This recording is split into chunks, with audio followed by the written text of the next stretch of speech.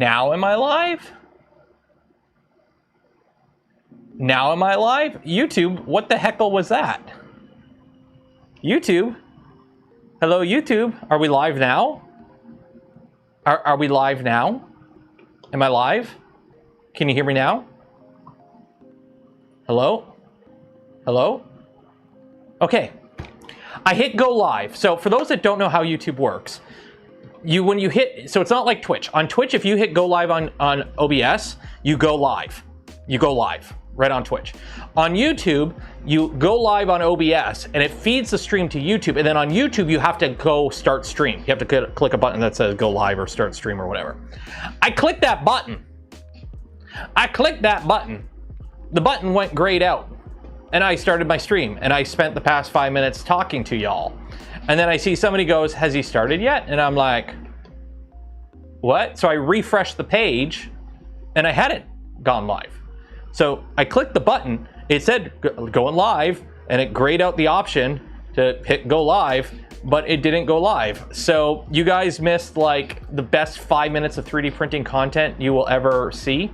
That was magic and lightning in a bottle, and I'll never be able to recreate it, so I'm not even going to try to. So this intro to the stream is just a tribute. Okay. Hi.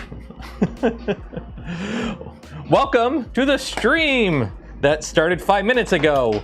What was I talking about? So yes, welcome to the show. Now you have fun, don't worry. You didn't miss much. I did drop something, and luckily I didn't cut my foot, so that was good. I dropped a pair of these, and they went really close to my sandals because I'm wearing sandals. What are you? You're garbage. So, who here has seen Malcolm in the Middle? Who here has seen Malcolm in the Middle? You know that scene in Malcolm in the Middle? It's not really like a part of an episode. I think it's like a cutaway gag kind of thing, where Hal goes to, you know, he gets home from work, he turns on the light, and the light bulb's burnt out. So he goes to get a new light bulb from the drawer, and the drawer is squeaky. And he goes in the closet to get something to fix the squeaky drawer, and the shelf falls. So he goes out to the garage to get in his car to go drive somewhere. Next thing you know, he's pulling the engine out of his car, right? Because it keeps doing that. That is what it's like for me when I work on stuff. I'm very scatterbrained, and I'm very squirrel. I wonder if it's ADHD. Probably is, because it runs in the family. But anyways, short story long, over the past 2 days, I've been clearing out the garage, and I've thrown out so much shit. Remember when we did the Venture XL build, right? Remember when we did the Venture XL build, and I printed a bunch of big things on the Venture XL? Those things have been sitting on a shelf just collecting dust, because what else am I going to do with a giant, 2 foot tall Pikachu that I dropped after filming and broke? So I have been just ripping and tearing through like everything lately. Like, do I really need this stealth burner front face? No. Do I need all the fans in it? No. You know what? Garbage. I have just been clearing house with all this stuff, and it's not maliciously. Like, I mean, that was probably the front of this, so I probably should save it. Actually, let me save it, because it does have a controller in it. You know what? I'll throw you in this box of stuff I'll sort later. But it's like, I have just been going through everything. I found an entire set of 3D printed Helldivers armor. I made a Helldivers helmet at one point on the channel. I made a video on it. The video did shit. And then I kind of stopped playing Helldivers, and I kind of lost the urgency to finish the suit that I was working on. Because I had fully 3D printed the suit, and I had started post-processing it, and then the video for the helmet didn't do good. I got a little disenfranchised. I stopped playing the game, and it's like, okay, whatever. That was just in a box on a shelf. And it's like, it's been sitting here for like 2 years. So I threw that out. Like, so much stuff. Filament runout sensor for a Magneto X. I'll throw it in the Magneto X in case somebody wants to buy the Magneto X. But like, it's just so much random stuff just builds up over the years. What about the Fallout suit? One day we'll get to it. Honestly, I stopped working on it because it wasn't fitting me right, and I got to the point where like, I don't know how I'm gonna wear this, but I've lost a bunch of weight, so I might start working on it again, because it might actually fit me now, because I've lost weight. That's one of the reasons I've been actually working on trying to lose some weight, was so I can actually do some cosplay stuff a little bit better, because I was getting a little self-critical, or whatever the proper term is, about that stuff. Garage sale. I mean, I would do a garage sale, but I don't think a lot of y'all live near me, and I don't want you to know where I live, so I'm not going to do a garage sale at my house. Because y'all don't need to know where I live. Like, Micron parts. The Micron is built. Why do I have so many Micron parts? Garbage, garbage, garbage. All this is garbage. Ooh. In the bin. In the bin. In the bin. What are you? In the bin. I don't need extra AB mounts for a Micron. In the bin. This is what happens. You just start hoarding. It's like hoarding, but not as bad because it's limited to my workshop. Okay, I think that's enough. I have thrown out 4 garbage bags worth of stuff within like arm's reach of me. I can see the floor. You can't see the floor, especially not because I don't have that camera on. But like, are you ready? Look, look, look. Oh my God. It's the floor. Now it's a garage floor and it's dirty, but like, we're getting stuff cleared out because the problem is I need to make room so I can move stuff. That's the problem. I need to have room free so that I can move stuff so that I can put it back in storage locations. That's the problem I have. So that's why this stuff hasn't moved, because I need this for the MOG.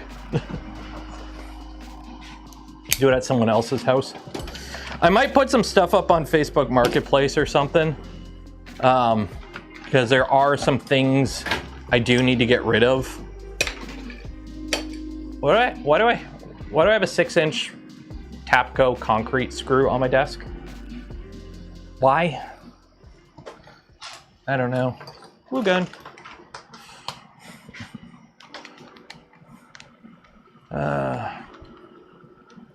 So how's everyone doing today? What are we doing today other than me rambling? Well, first things first, who wants to win a spool of filament from Polymaker? Put a 1 in chat if you, wow. By the way, the camera setup's gonna be slightly, I was this close to tearing down the entire setup because I thought I was gonna get to the point where I could move stuff around.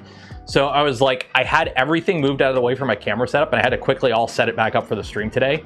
So that's why the camera's slightly not in the right position, because it literally isn't in the right position.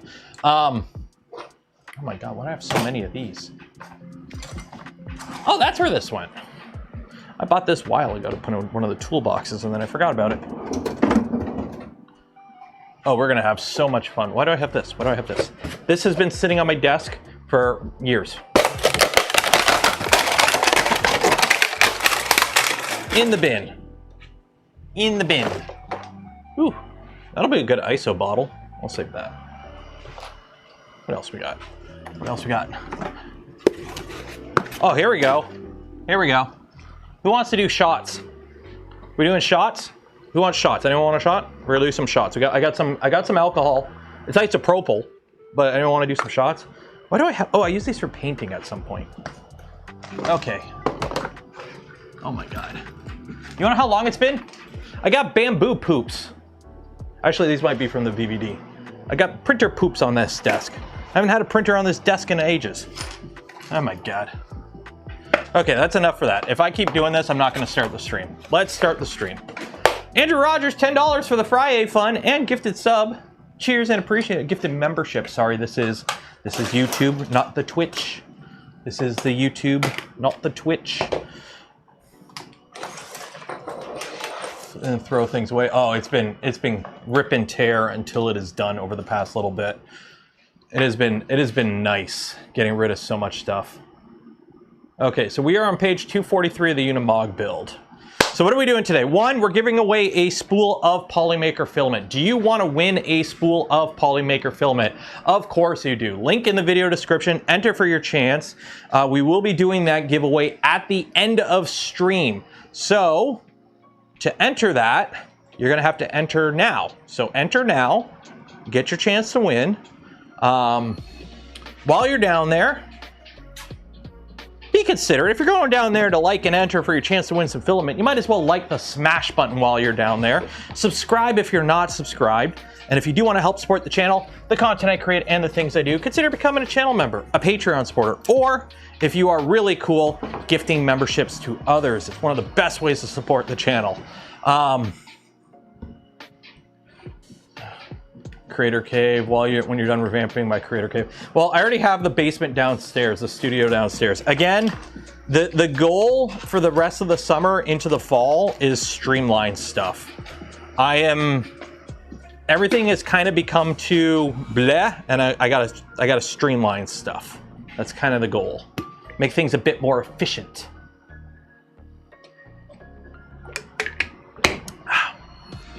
Buy some gamer subs, use code Canuck. Andy Miller gifted 5 community memberships. Cheers and appreciate it, Andy. Okay, so we are carrying on with the Unimog kit. We are on page 243, because remember we forgot some stuff and I printed it and now I have it. So now we got to kind of do that whole go back, go forward thing. So we're going to do that now. I guess YouTube and LTT store framework, investment disclosure, YouTube disclosure, spiel line. LDO sent me this kit. They provided this kit at no expense to myself. They are not monetarily sponsoring this stream, but they are materially sponsoring this stream. So they have provided hardware and the stuff to make this kit, but they are not financially sponsoring this kit. So YouTube disclosure, done. So where are the parts that I printed? Because I know I printed them. And hopefully I put them somewhere. Where did I put them? I know I printed them and I put them somewhere. Here comes the part where I go, where did I put the parts that I printed? Are they in this box? No. They better not be in a box that I threw out. I will crash out. Here they are. I will crash out. I would have crashed out. Also, I need to replace this light. This light really sucks. 1 second. 1 second. I'm going to talk to myself for a second. This is going to annoy me. Where did I put those lights? Where did I put those lights? Are these the lights? Are these the lights? Are these the bright lights? 3,000K. No, I want 5,000. I want to blind myself. 5,000. Are you a 5,000? 800 lumen. 2,700K. No. 2,700K. Oh no, these aren't the lights. Okay, I don't know what the lights are. Never mind. No. I don't know where they went. Okay, I'm gonna have to buy lights. My the light that I have usually here burnt out. So I have just a random light that I just threw up there, but it's nowhere near as bright and it's like tripping me. Because it's like ever so slightly darker here than it normally is. And it's like, ah. Also, I can see my desk. I have wood on this desk. It's great. It is great. I keep throwing stuff out.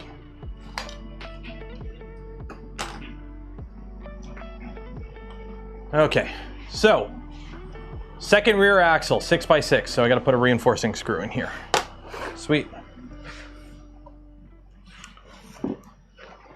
So how's everyone doing? Everyone have a good week? Everyone have a good week? Anything exciting happen that I miss?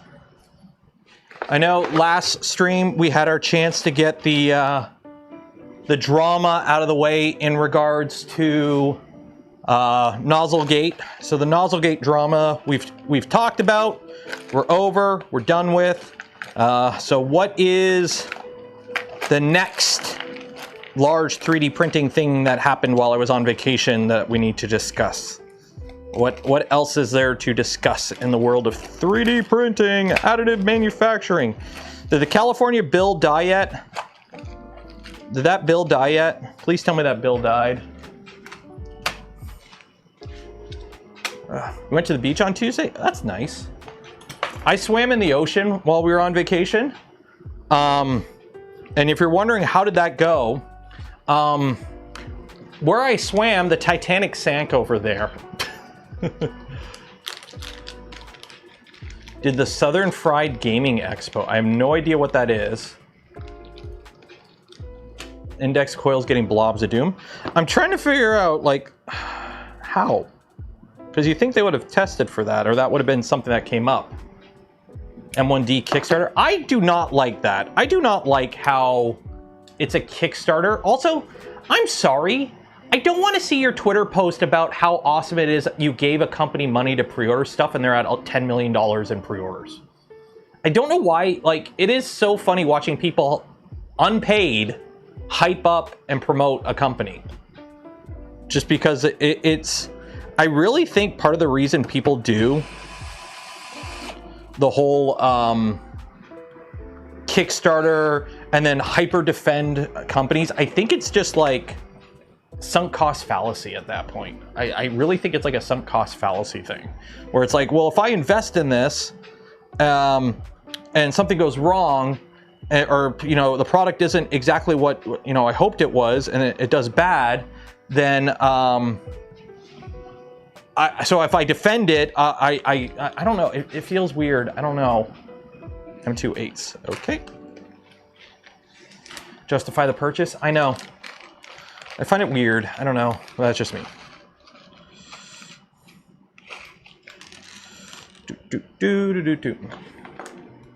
Established companies use Kickstarter as pre-order platform. Tinfoil hat. And I don't know where my tinfoil hat is. I did find it. I gotta find it again.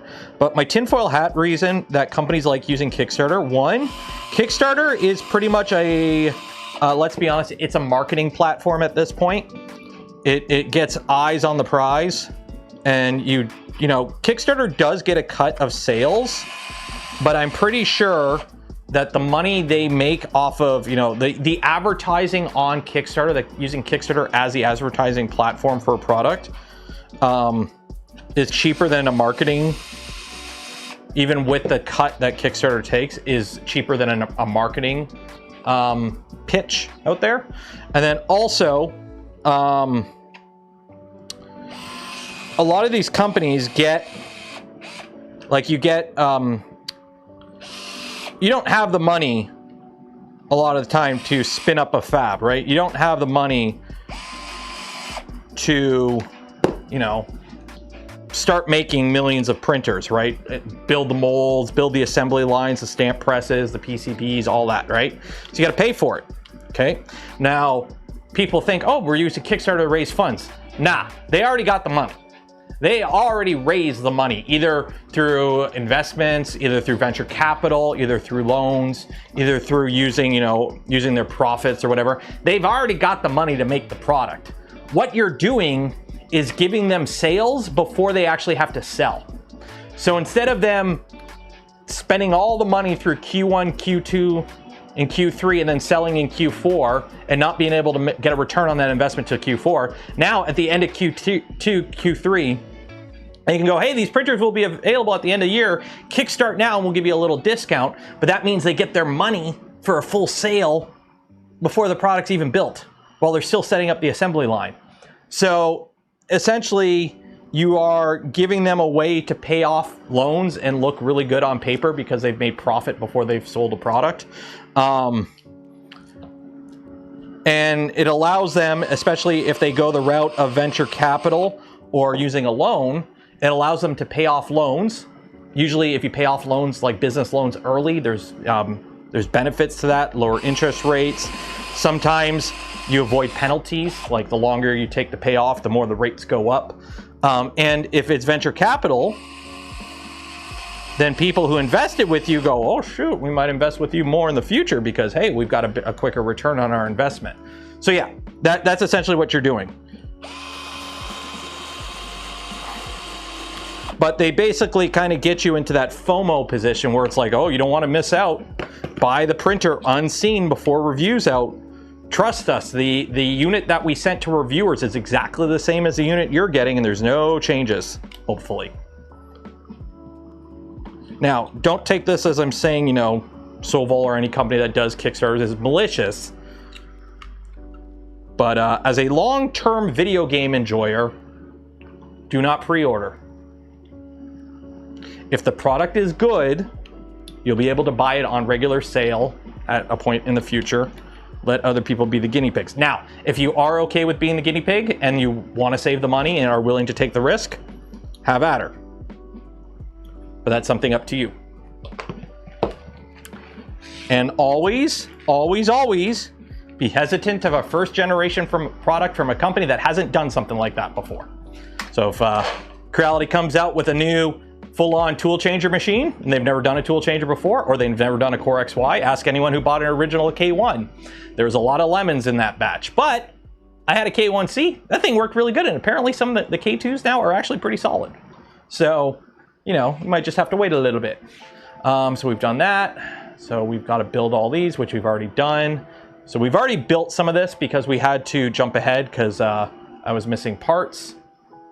So that's all that, that's all that, that's all that, that's all that. Okay, so now we are building our axles, our portals. We gotta build the portals. Now you're thinking with portals. It's not portals, it's portals. It's not chowder, it's Sheldale. Canceled your GTA 6 pre-order. Did you see? They are doing a Netflix hype trailer for GTA 6. Rockstar got a bag from Netflix to premiere like the half-hour like in-depth like preview of GTA 6 on Netflix. And I'm seeing people like, oh, I just bought a Netflix subscription. It's totally worth it to see this footage a half hour early. And it's like, bro, you know that shit's gonna be like everywhere the moment it's out. You didn't have to, it'll be out. Okay. So let's do this now. So.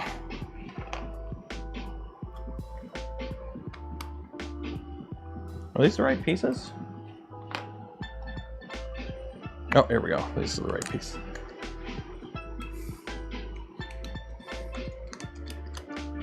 PS5s. I don't have a PS5. I had a PS4. I got the Destiny PS4, like the white one that if you bought Destiny, it came bundled with Destiny. That's the PS4 I have, and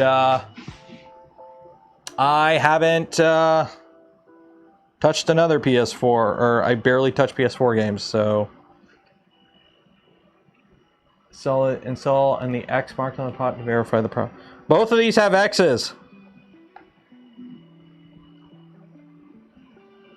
Both of these have X's. But they are different parts. Okay.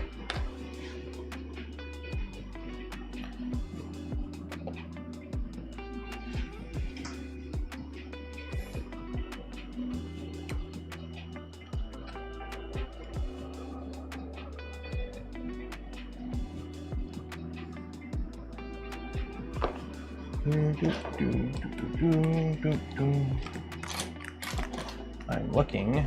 I moved some stuff. Where did I put it? That'll do.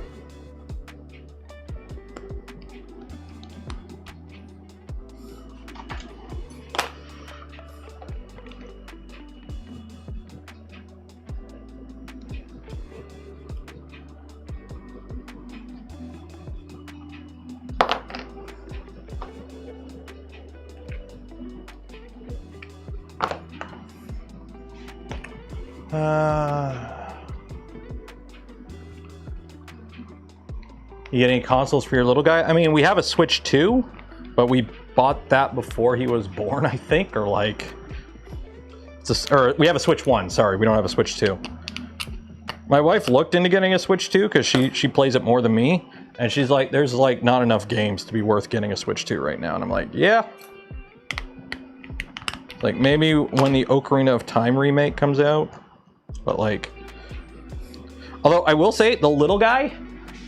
He's been playing, whatchamacallit? Wind Waker remake? Because we got the Wind Waker remake on the Switch. He has been playing that for the past couple days, and he almost beat it. So, go little guy.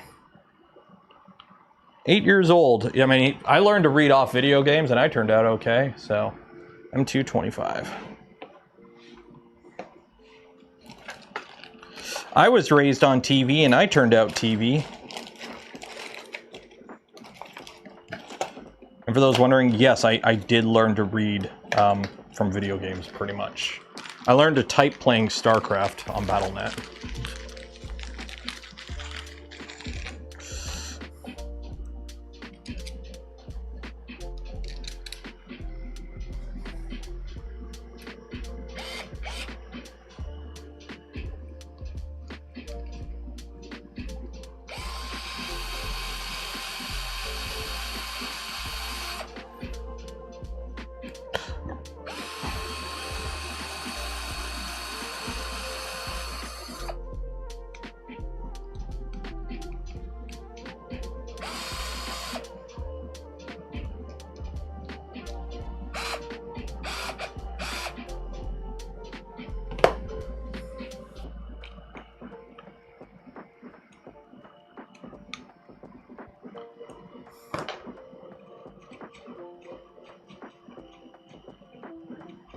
There we go.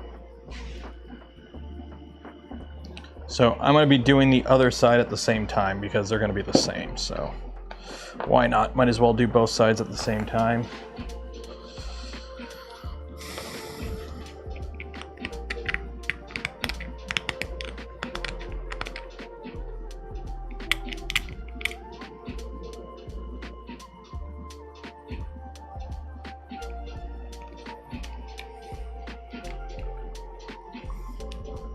Yeah.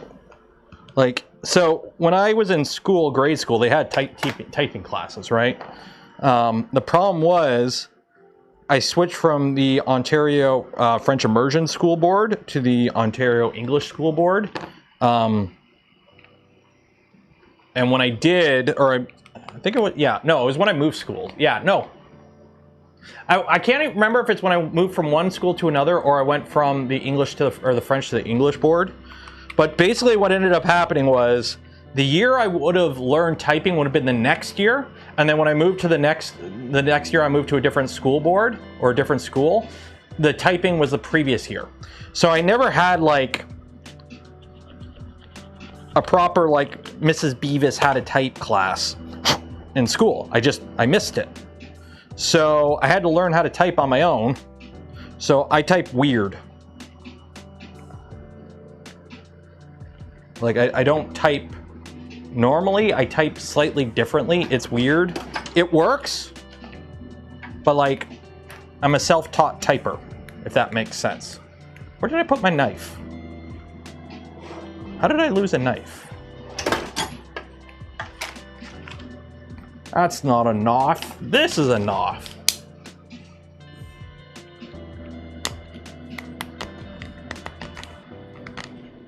So I did like PEC typing for the longest time, and then when I started playing online games like Battle.net, I had to get good at, you know, typing quickly.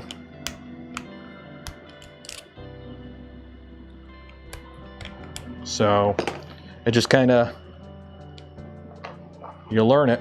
You learn it as you go.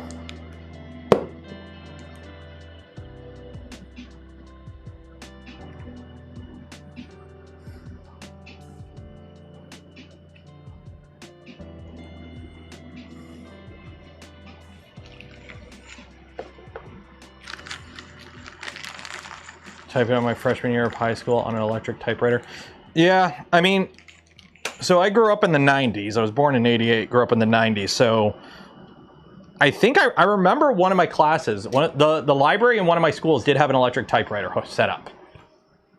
And this would have been in like 95, I want to say.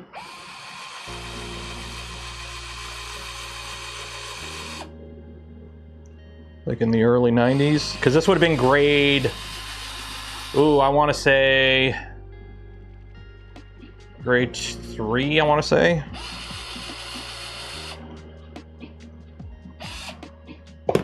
So it's been a while.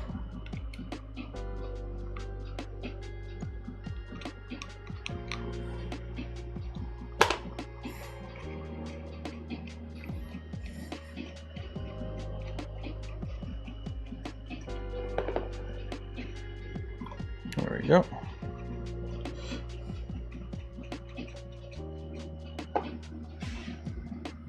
Okay, put a bearing in there.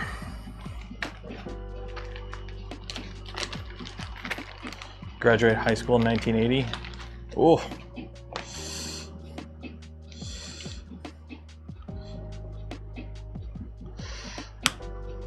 For me, it was 2000. I went into high school in 2001. No, 2002 was my first year of high school. So I was out in 2006 or 7. Okay. Okay, so now we got to put that together.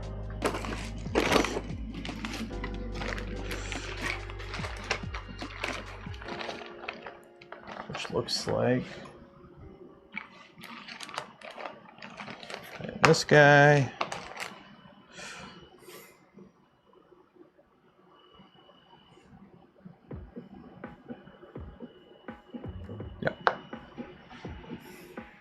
Yeah, that's gotta be the only one. Okay, and then M2 30. You.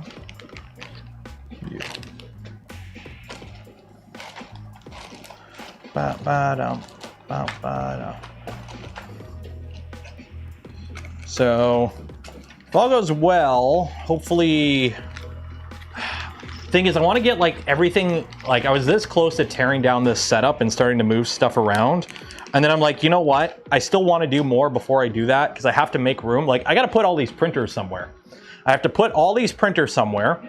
I have to take down my entire setup that I have on the desk. So the computer, the acro bin with all my screws and everything. I got to figure out where to put all that so that I can move stuff. And then I got to figure out where to move all that stuff so I can put this bench over here. And then once I have everything moved, then I can put everything start back on shelves. So it's like, where do everything go? I'm basically playing. I'm basically playing musical chairs. Shoulder looks better. It is. It's pretty much fully healed at this point. It was a misdiagnosed. We were lucky. The royal we. I was lucky, and it turned out it was just a misdiagnosed on like a shoulder twist or sprain or something. It wasn't full on frozen shoulder. So I kind of dodged that bullet there, luckily, because that would have been bad. And I officially am back to the weight I was before I went on the vacation. So basically eating nothing but like kids menu and appetizers and not snacking on the whole trip. Managed to save my butt. So we're good.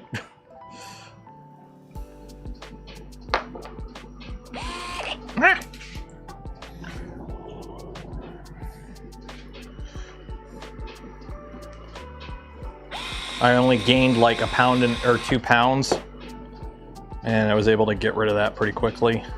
So, yay.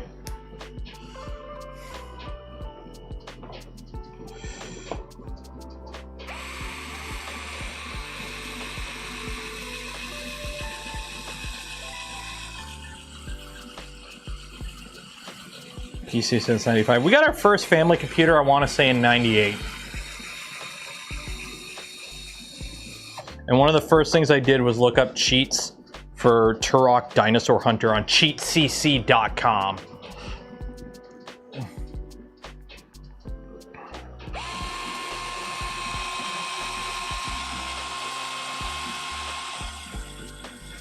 Those boneless wings. Boneless wings are just chicken nuggets with barbecue sauce on them. But they're also good. It's the breading.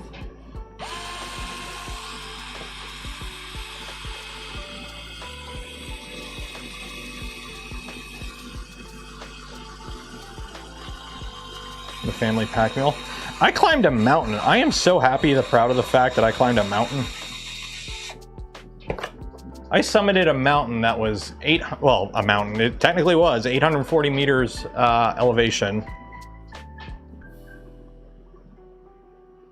And apparently it was like from base to top, it actually was more than that. It's like 230 to 480, or it was like 400 to 600 millimeters of rise. So it was that counts as a mountain. No climbing, it was a hike, but if you where are my Québécois? Mont au Ford. Mont au Ford. Or Ford.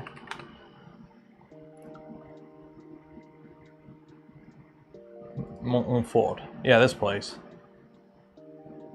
Mount Orford. This. I climbed this.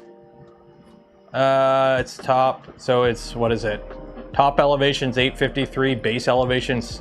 Okay, actually that was more than that. So 589. Oh shoot, I thought it was like 400. It's 589 meters of vertical. That was took an hour and 15 minutes to get to the top. And then, so this is from the top. So way down here is where you start. So we basically hike up a ski trail. So there's the bottom. So, and yeah, so that was fun. That was fun.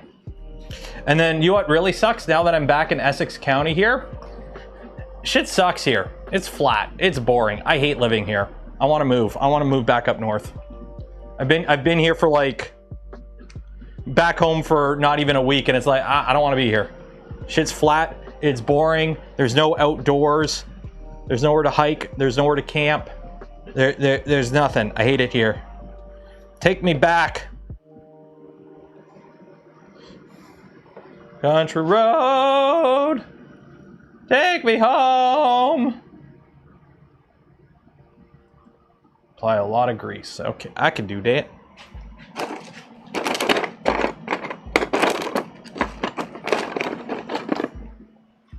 To the place I belong.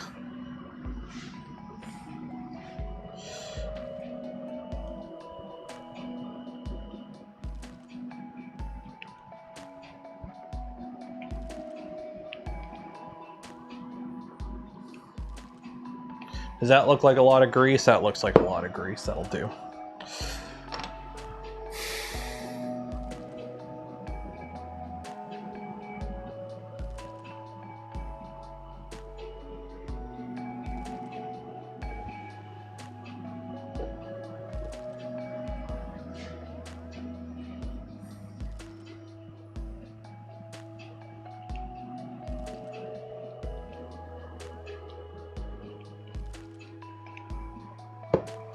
Like, more grease is better than no grease, right? There we go.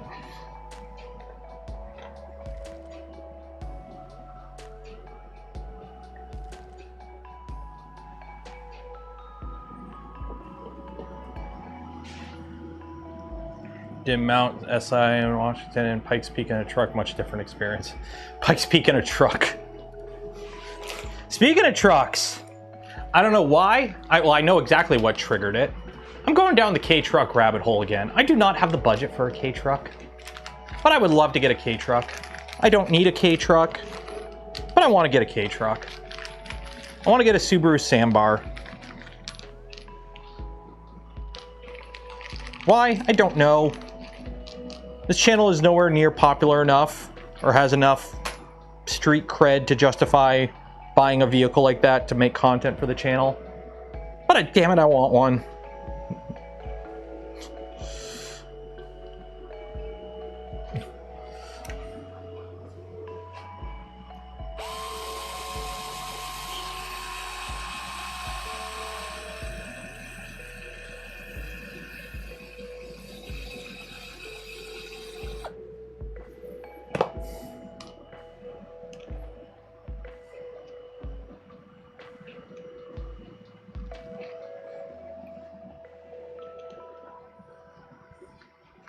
It's better move to Georgia as there are zero national. There's no national park. Are there state parks? Like here in Canada, we have state park, or correction, we have national parks, which Canada brought out this thing called the, I don't know what it's, Canada Pass or Canada Fun Pass or whatever.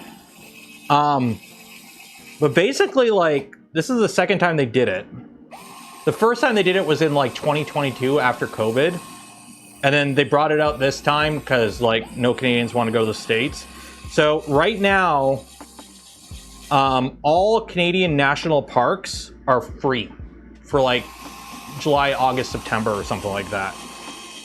And camping in all parks is half off. So we took advantage of that. But in Quebec, there's only one national park. All the other parks are state parks. So, but most of the provinces, they have national parks and then they have provincial parks. So.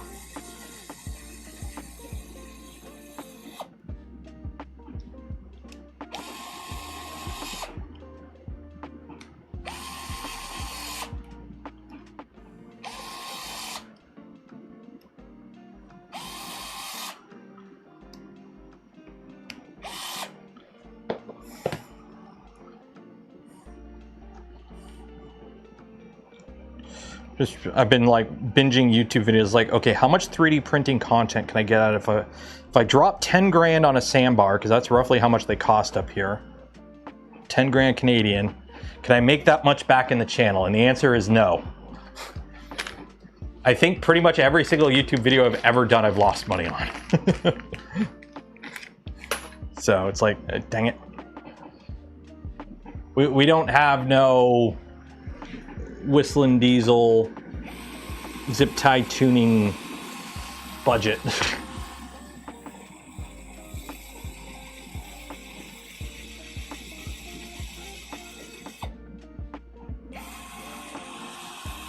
What a K truck is? So K is basically a designation for a vehicle in Japan. So in Japan, because they don't have a lot of room, they have a class of vehicle that basically, I don't know if it's tax exempt or emission exempt. I can't remember what it is, but basically it's a class of vehicle that it can't be over a certain size and the engine has to be under 666 cc.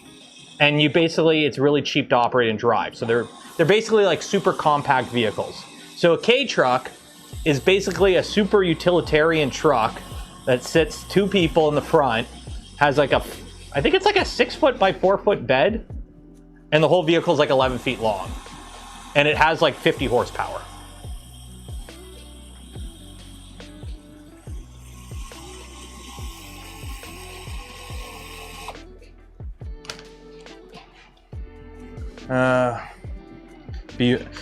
Ford announced their Fathom? Is that what they're calling it? The Fathom? Which is their new truck. So they have the Maverick, which I kind of like, but the problem is it's gotten a little too expensive for what it is, and it's kind of, I haven't heard great things about its build quality. But anyways, I wanted to get one, but the freaking timeline to get one was too long, so I'm like, nope, not getting one. So short story long, Ford is coming out with a Fathom next year, I think, or 2028, which is their EV truck, their new compact EV truck, midsize EV truck, whatever. So it's supposed to be like roughly the same size as the Maverick, completely ground up design, because right now the Maverick, the Escape, and the Bronco Sport share the same platform essentially.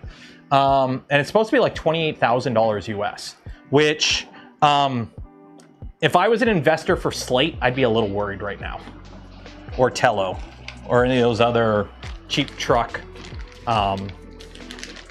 companies. So yeah. Okay. So now we got to put some bearings on these.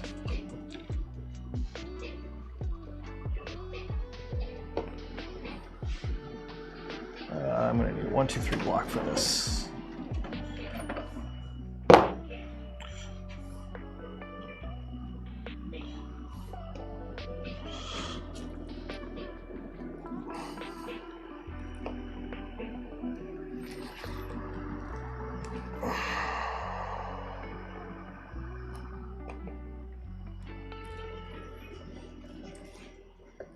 There we go.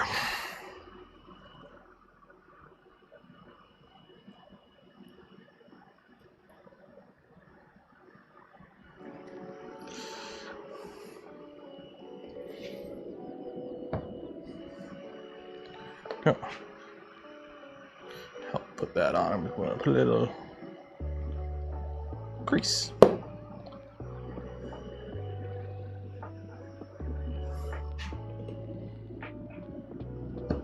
There we go. How huge that frame is. Oh yeah, it's a meter long. The truck's a meter long. One of the admins on the Boron Discord posted a picture of their kid driving around on this. Like their kid was sitting on the back of this as they was driving around. I won't share the video because I don't know. I can't remember who it was and I don't think they want their kid on YouTube. I don't want mine. So I'm not gonna show it, but this is big enough to move a small child sitting on the back of it. And then we put the front on.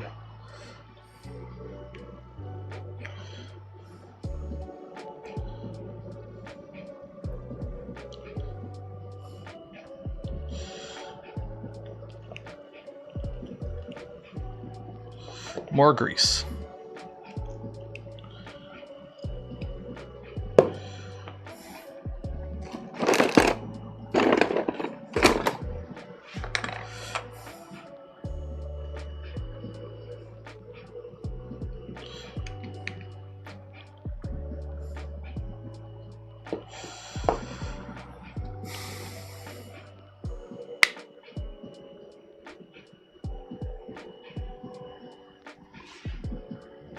And M225s.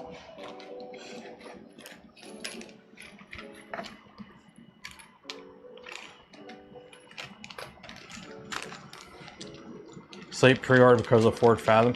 Yeah, like the Slate looks really cool. The problem is, as somebody who has a person under 12 in my household, they can't sit in the front of a Slate at all.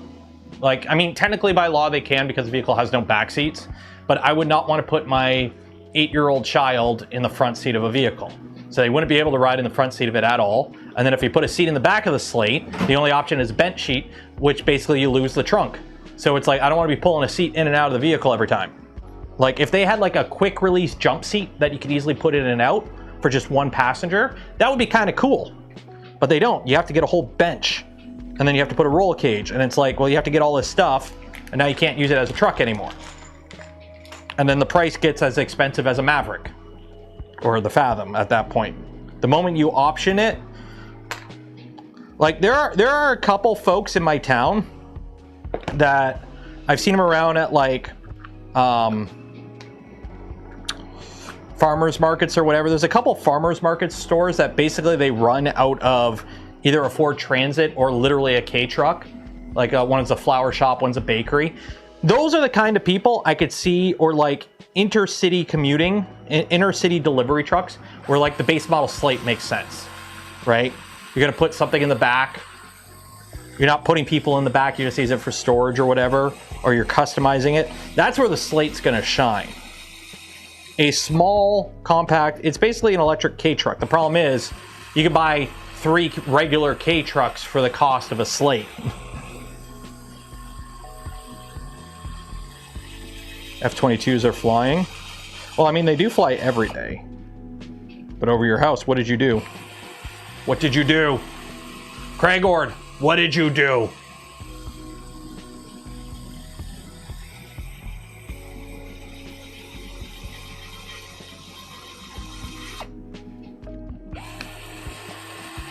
As a former crash safety researcher, your homework and see and pay attention to how they said, oh yeah. Yep, my little guy knows. He sits on the booster seat and everything.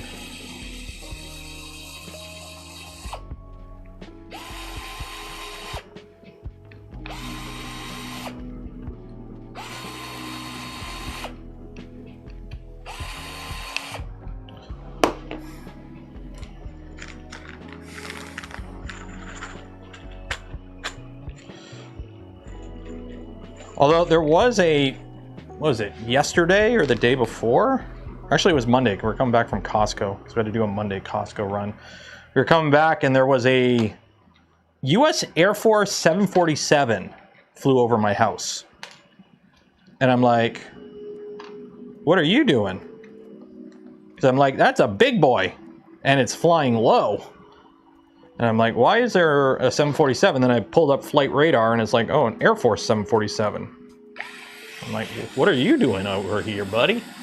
And it was flying to National Guard base in Michigan.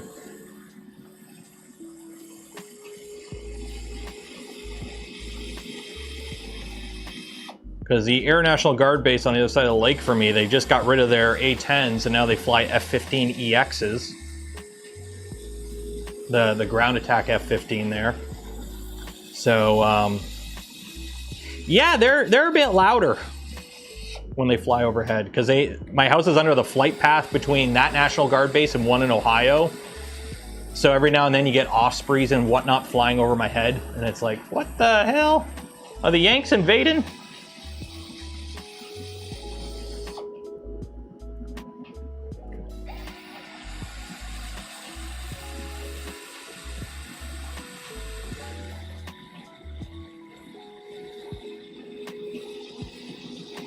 So if you're watching what I'm doing, I say this like every stream, because I'm putting a long screw into plastic, I put a little grease on it just to help it cut through and cool it a little bit. But what you do is you use your electric screwdriver, you put all the screws in almost all the way down, and then the order you put them in, once they cool a little bit, you go and put them in until basically the electric screwdriver starts to bottom out, and then you stop. So I have the electric screwdriver on like the lowest setting. And then once they're all down, then you go in with your hand screwdriver and you just kind of finally do the final torque on them. Because especially when you're screwing into plastic, the last thing you want to do is rip the threads out. And that is very easy to do with these long screws because one, as you put the screws in, they heat up. And when they heat up, they melt the plastic. And when they melt the plastic, it's very easy to rip the threads out that you've cut. So you put them in slowly, sequentially, you give them time to cool, and then you finish them by hand so you don't accidentally overdo it with your electric screwdriver. If you're doing a bunch of little screws, it's not a big deal. Just make sure it's on a low setting, but you really don't want to rip the thread out. Like, it's okay to have them, like, honestly, it's better to have them not torqued as much as you think you could do and have the threads be healthy, because you can always tighten them a little bit later, than to over tighten it and rip the threads out and now it's no good. You might as well not even have a screw in. So. The DARPA, oh dude, the DARPA lift challenge is really interesting.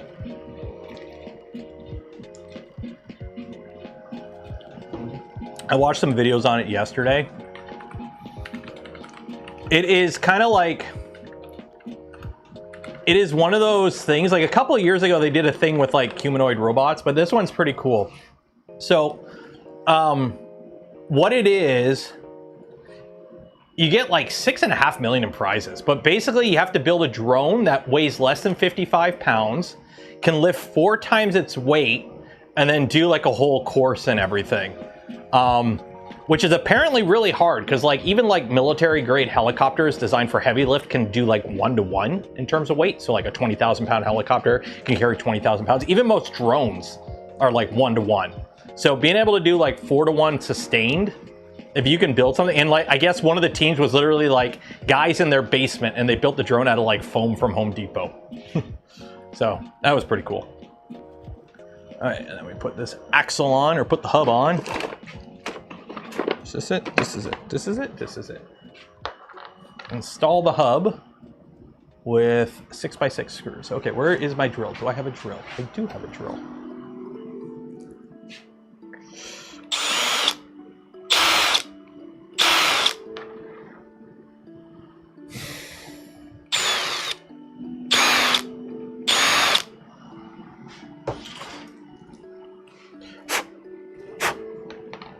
Engineer a flying bird. Oh, I mean, when I was in college, we had to do the concrete canoe thing. That was actually kind of fun.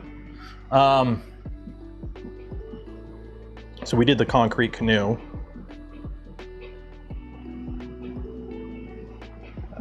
M230s, more long boys.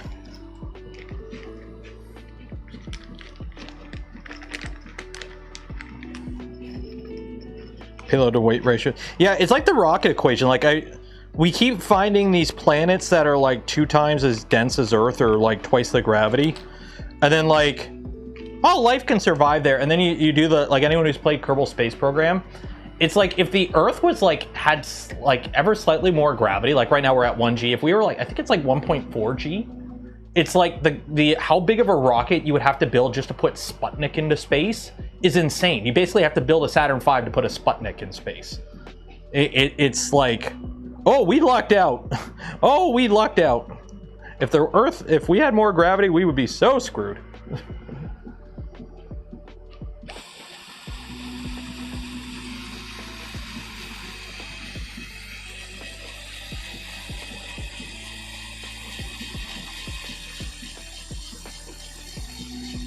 I kind of want to do an egg challenge with a bunch of 3D printing content creators.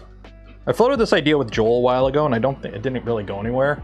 But the idea would be like, remember, anyone here who watches like William Osmond, you know how he had that thing where he was would have other content creators come by and they would have to build like a thing to, they would do the egg drop challenge. So the idea would be you'd have to do it with 3D printing, where it's like, here's 50 grams of PLA. Design something to survive, let an egg survive a fall or something with 50 grams of PLA. And then another challenge using like 100 grams of PET G. Like you only have 100 grams of PET G, build a plane or something like that.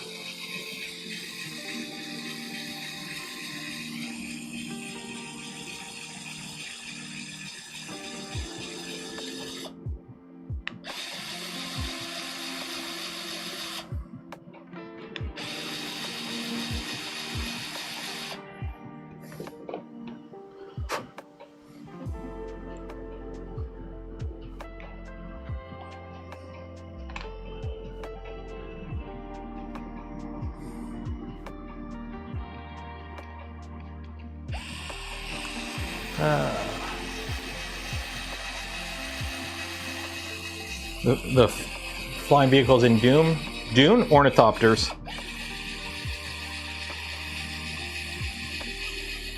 And if you want a good video, go watch the Quarter Crew series. They have like a VFX breakdown series they've been doing for a couple years now. They did one on Dune. Oh, it's so good. It's so good. 3D printed scrapyard award. That would be kind of funny. Here is a 3D printer. Here's an Ender 3. Using the Ender 3 and anything you print on it, build an off-road vehicle, okay? That has to move like a 20-pound payload over this terrain, right? So obviously, okay, well, you can use the stepper motors to, stepper motors and aluminum extrusions, but anything you want to print, you have to print before you take the Ender apart. So it's like how many, like as you're building it, if you forget to print something, you have to put the printer back together.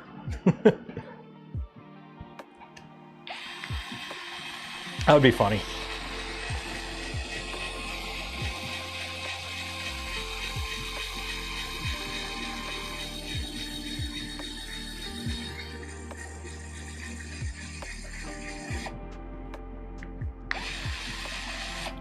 Okay, so.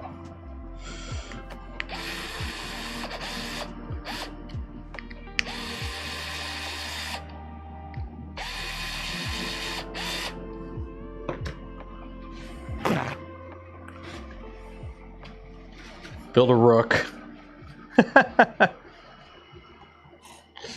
It's not just a boulder, it's a rook.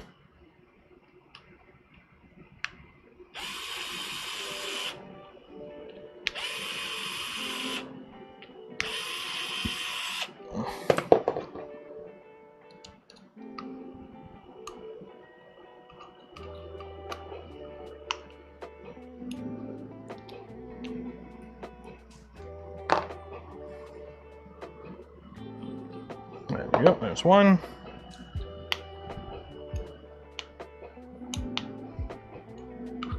Does anyone have a breaker bar that's rated for like 3 Newton meters of torque? There we go. Don't forget, at the end of stream, we will be doing the giveaway of a spool of filament from Polymaker. So if you want to win that spool of filament from Polymaker, you do have to enter now. The giveaway is at the end of stream, so make sure you enter. Now! Do it now! Now! Enter for the prize! Do it now!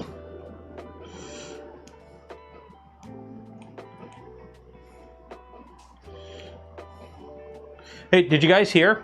They're making a new Mummy movie. And the guy who plays Imhotep and the Mummy Returns is coming back. So I guess you could say that the Mummy has returned.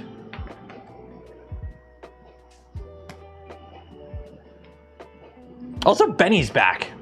I love that. I don't know how they're gonna get him back. He's probably like a lich or a mummy at some point. But Benny's back.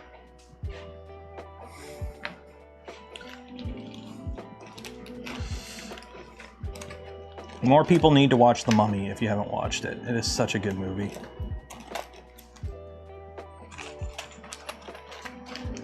Where are the M26s? M26s, M26s.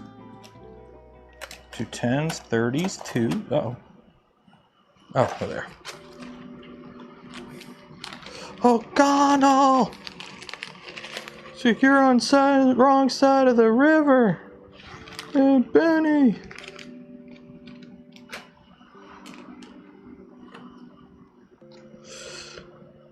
I don't know, what is it? Okano, or no, what is it? I can't remember what it is. Mummy is better than, yeah, the Mummy has, like, and that is the problem, like, that mid-budget action movie doesn't really exist. Nobody makes, like, those kind of movies anymore. It's like how rom-coms just died. Nobody makes rom-coms anymore, which I'm okay with. I hate rom-coms. But, like,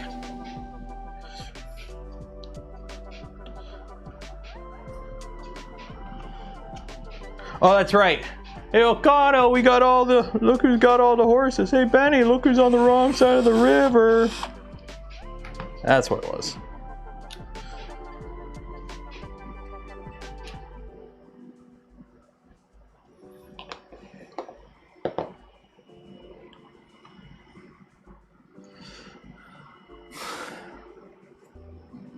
Kaguya-sama. Is that one of those Japanese animes?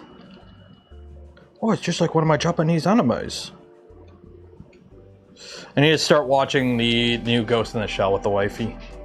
I've heard it's really good. Yes, Rachel Weisz. You can't go wrong with Rachel Weisz.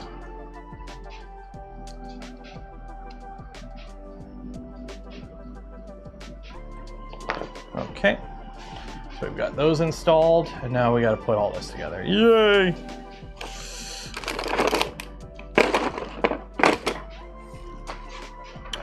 Where are the wheel hubs? Wheel hubs. Nope.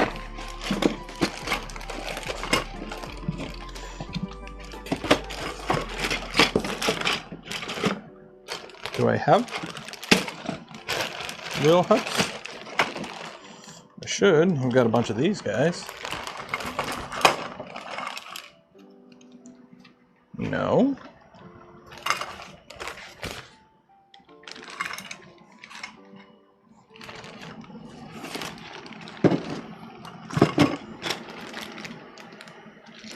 No. No. Am I missing wheel hubs? Did I forget to print something else? No. No. No. No. Oh, here they are. We're good. Oh, this thing's huge. This thing is freaking huge. It's insane. M216s. A lot of M216s. Really big shoes. Really big.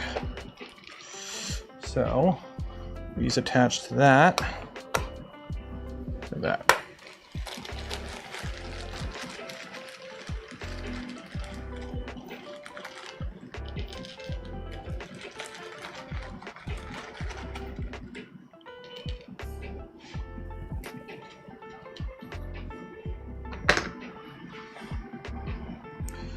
Is this, so I have this printed in a bunch of different materials, but essentially, the shiny black you see is just regular black PET G. The gray you see is glass-filled nylon, and then the matted black you see is CF ASA. All polymaker. Good filament. If you wish to buy some Polymaker filament, I do have a link in the video description. It is an affiliate link. Check it out. They make good stuff. But also, every stream we do give away a spool of Polymaker filament. So hey, you might just be able to win. For the gears I use glass-filled nylon. I always recommend use what the manual tells you to use. But I went with glass-filled nylon for the gears. And some of the drive shafts, because I wanted just something a little bit more that could take a bit more of a beating.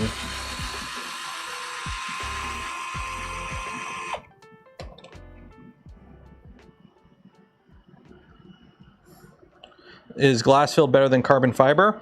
In 3D printing, you'll probably never notice a difference. Glass fill is at an injection molding scale cheaper than carbon fiber. Like, I think in my years of mold making, I've built a lot. I've put together a lot of glass-filled nylon molds. I don't think I ever did a carbon fiber-filled filament mold.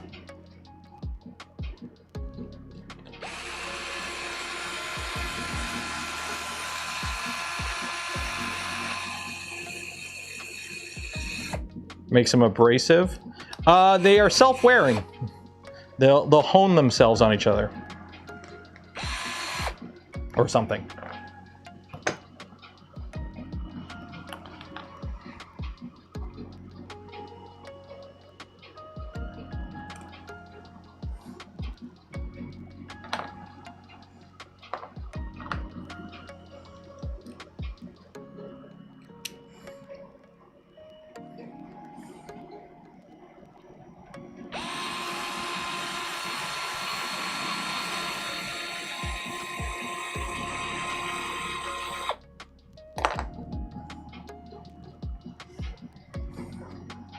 For layer adhesion, and see if stiffer for heat tolerance.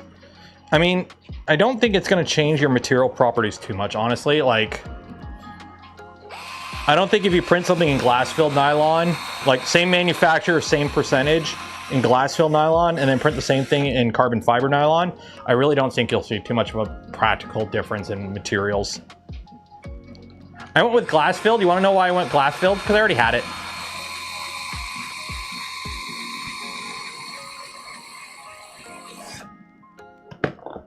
Is it storming out? Photo Bucket? Why did I get an email from Photo Bucket? What is this company?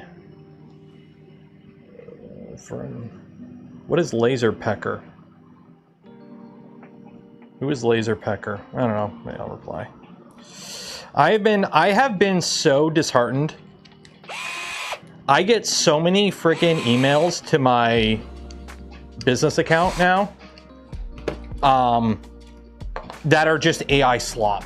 Like Meshy AI and Tripo AI, fuck those companies. I have told them to stop emailing me, but they email me through, like, they have so many third-party companies representing them that I get, like, literally every morning I wake up to like 3 or 4 emails in my inbox from AI model companies wanting to sponsor the channel. Like, and the majority of them are either Meshy AI or Tripo AI. And it's like, go away.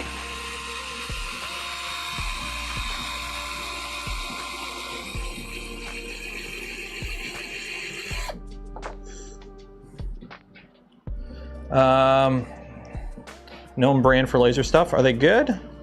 I mean, I wouldn't, like, the only laser I have is a 20-watt Falcon 2. And we'll be setting that up once I get the bench moved.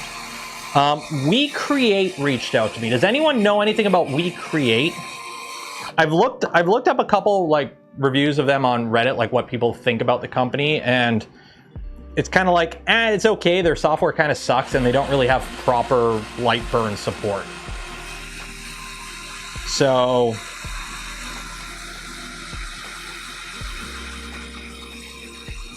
create a second channel for AI slop. Here's the thing: I don't want to be associated with that at all. I want nothing to do with AI, like generative AI content.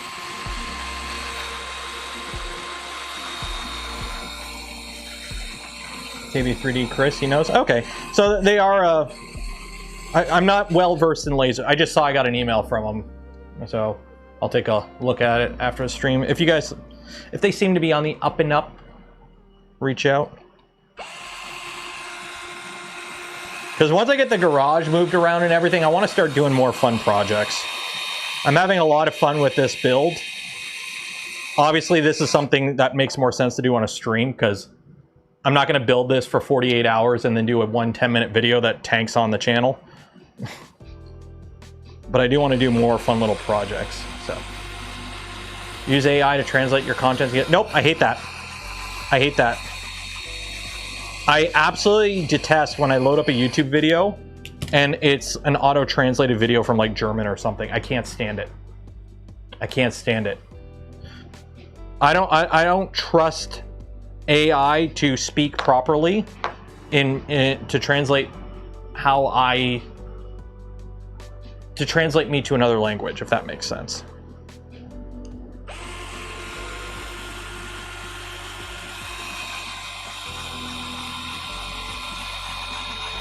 Where he uses AI on his workflow to make better animations.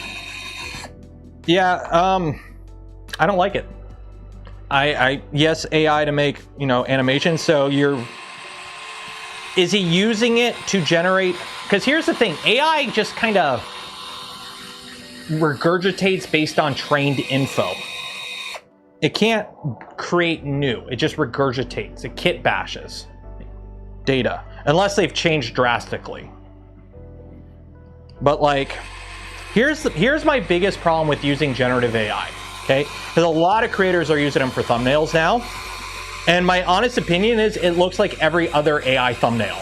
So the moment I notice you use an AI thumbnail, it's like, okay, so you were too lazy to create a thumbnail. Even as shitty as my thumbnails are, I made them. Okay, I made them. They're shit. I know they're shit, but I made them. So at least I took the time to make them. If you don't have the time, if you don't take the time to make a thumbnail, what else did you have the time to do in your video? Is your video AI edited? Is the script AI written? Are the facts just, did you just, you know, pull a Hank Green and just ask the AI and you just trusted the answer? Like, and again, you're not creating anything. You're just regurgitating AI slop. You're not making anything. The AI is making it. You might as well outsource your entire channel to Fiverr. At least that would have a human in the loop. So the moment I see you using AI, I don't know what to trust from you anymore. Especially generative AI. Why are they usually red? Because they just, remember, it's all trained on data. So it just patterns and what other people do. Like it's just regurgitates based on what it's trained on. John Connor. How goes the mogging? Screwingly. We are screwing this MOG so hard with all these screws.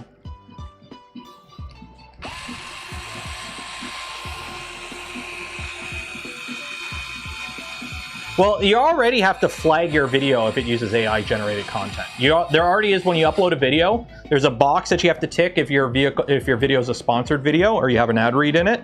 And then you also have to check a box if there's AI generated content in the video. So.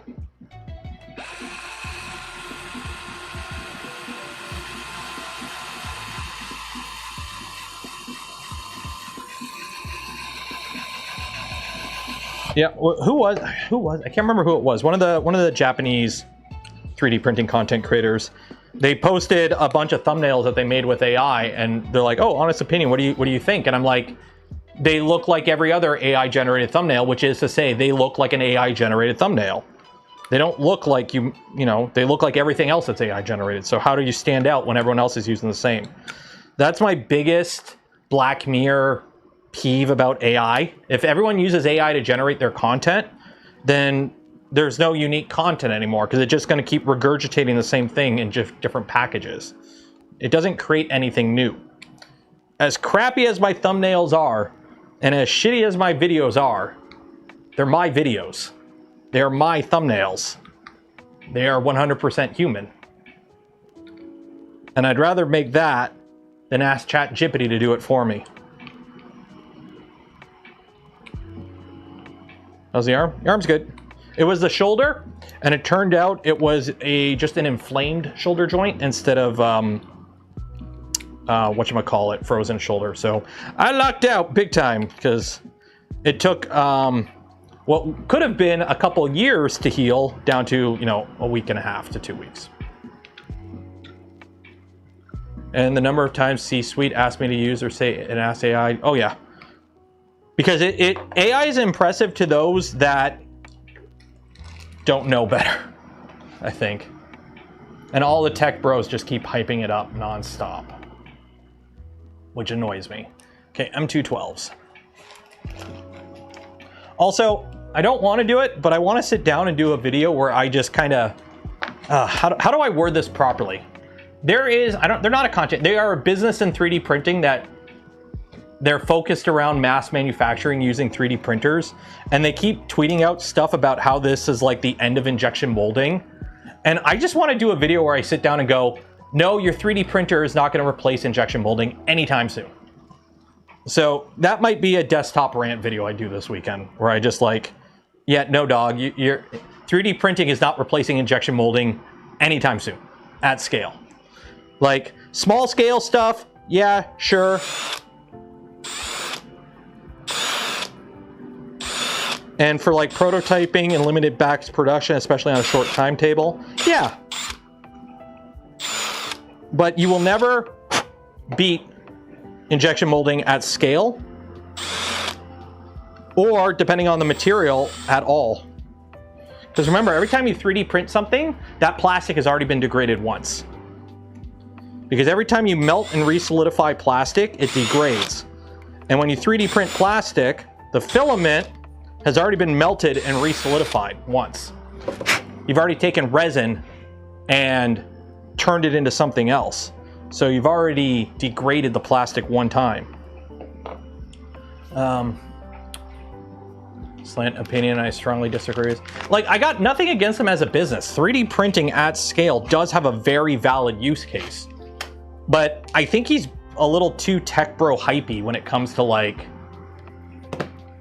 you need 1,000 machines to do in a day what one machine can do in a day. And while those 1,000 machines are working, they can't do anything else. Where that one machine is the size of this desk and sits in a corner over there and runs lights out. Versus a print farm. And when you have a farm of printers, you have to harvest. And that adds a whole other thing. Also, one of the things that people don't take into account, if I come up to you and go, hey, I need 10,000 of these Windigs, okay? And if you're injection molding, okay, and you have one mold constantly pumping them out, when you start the mold, you check the parts, everything's good, okay. And then you check a part every 5 minutes, okay, everything's good. And then you check a part every 10 minutes, everything's good. And then you check a part every hour, everything's good. You check the part every day, oh, we got a bad. Okay, so we know from the last time we checked when it was good to now something went wrong. So that batch, sus, fix it, start over. When you are doing farming on 3D printing, you have to check everything that comes off every printer. You can't just batch check, because you could have one printer that's under extruding and you will never know. So you have to check everything that comes off every printer. You don't have this continuity of confirmation of manufacturing. You don't have this sequential manufacturing. You have batch manufacturing. So you have to check everything that comes off of everything, because you can have one or two or a couple machines just throwing out garbage, but if you only check one part out of every full batch, you have no idea. Like, it's very, I don't know, it's a very tech bro opinion, and it doesn't work in the real world. Like, I have, now to be fair, I got out of the mold making industry in 2022, but like, I was already big into 3D printing when I got out, and I would speak to people, project managers and whatnot from companies, large automotive companies, the biggest automotive companies, and even people from automotive companies that also do AI and rockets and shit, hint, hint. And I asked them, I'm like, oh, hey, what about additive manufacturing? And they're like, yeah, no, that shit will never scale. Unless the technology drastically changes, that shit will never scale to take over injection molding. It just can't. It can't. Would you accept your front bumper having layer lines in it on your car? People freak out with orange peel. People freak out when you have orange peel in the paint. Imagine if you had layer lines on any plastic part in your car. Like, some of us like the aesthetic of it, But like,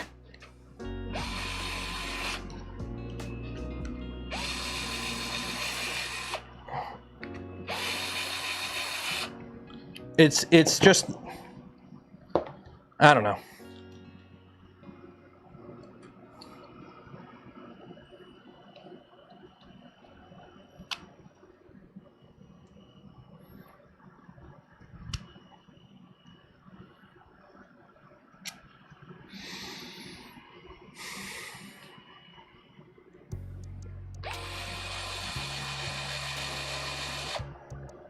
Trying to print aluminum powder ain't happening. Aluminum is violently flammable and explosive. Yeah.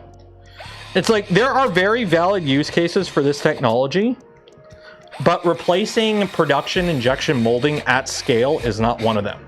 Now, it's gotten a lot better. Don't get me wrong. This tech has gotten a lot better and a lot more efficient. But like, you notice how every time they show off the tech too, it's like some absolutely tiny little wingding. Like, where's a good like example of an injection molded part around here? Okay. Like, what would be a good example of like an injection molding part around here that I can find? I don't know. This fan cover, how long would it take you to 3D print this fan cover right here? Right, 2 halves, they click together. Don't worry about the fan blades themselves. Don't worry about the electronics, just 2 of these. Because a mold will make 8 of these at a time every 10 seconds. Forever. Lights out with no operator. How are you supposed to compete with that with a 3D printer that takes an hour to print one? Well, if you have 10,000 3D printers, well, yeah. You know how much it costs to run 10,000 3D printers, the electricity of that? And then also, while those 10,000 printers are printing that, the entire building is occupied by just making that versus a machine that's like smaller than my table in front of me that could just sit in a corner and run lights out and do it consistently all day, every day. And the parts come out ready for paint. If it's a car part. Like we built a mold. Like, I know this because I had to go do a repair on the mold. Something broke during shipping. But we did a mold for Volkswagen. So the mold went down to their Chattanooga production facility where they do their injection molding. And how it works is front fascia of a vehicle, front fascia, your front bumper, right? Because remember, the plastic part is not the bumper. The bumper is the metal behind the fascia. The fascia is just there for aerodynamics and aesthetics. Okay? For all the boomers or, oh, they don't make it like they used to. No, the bumper is still there. It's just behind plastic. So anyways, long story short, fascia the size of this desk, right? Mold closes, injects the plastic. Okay, takes 5 to 10 seconds to pack the mold. Then it waits about 20 to 30 seconds for the plastic to cool enough. Mold opens, part gets ejected, robot arm comes down, grabs the part, picks it up. As soon as it clears, the mold starts glowing for another cycle. So every 45 seconds, a part's coming out. Front fascia. Part comes up on a robot arm. While it's up in the air, it goes around a knife that sticks up. A little knife pops up, and the robot arm moves the part, cuts off all the runners. Okay, goes boop, boop, boop, boop, boop, cuts all the runners off, and they fall into a little box for recycling. Then it goes over to a torch. The torch just flames all the edging just to melt all the, like if there's any flashing or any nubbly bits or whatever, it just melts. Then that part gets dropped on a conveyor belt. When that's done, the mold's opening again, it's ready to go grab the next part. It makes its way down a conveyor belt, okay? As it comes down the conveyor belt, it cools to its like normal temperature. And then when it gets to the end of the conveyor belt, a guy sits there. This is the only guy running the machine, by the way. He picks up the part, gives it a quick visual, and he puts it on a rack with a sticker on the back. When the whole thing gets filled, the guy comes by, grabs it, moves it into another room. Robot arms grab them one at a time, put them on a paint line. Go down, paint, paint, paint. When they come out, their little barcode tells it like, oh, this is for this car, it gets painted this, gets painted for this. Because they paint all the molding and the plastic stuff separate from the vehicle itself, right? Because it's all the same color paint. So they paint it all, and then it goes there. And then after it's done painting, baking, curing, whatever, it gets loaded on a truck where it goes to the assembly plant, and they just slap that shit on the vehicle as it comes down the assembly line. You are not replacing that with a factory full of 3D printers. You are not replacing that kind of automation and that efficiency.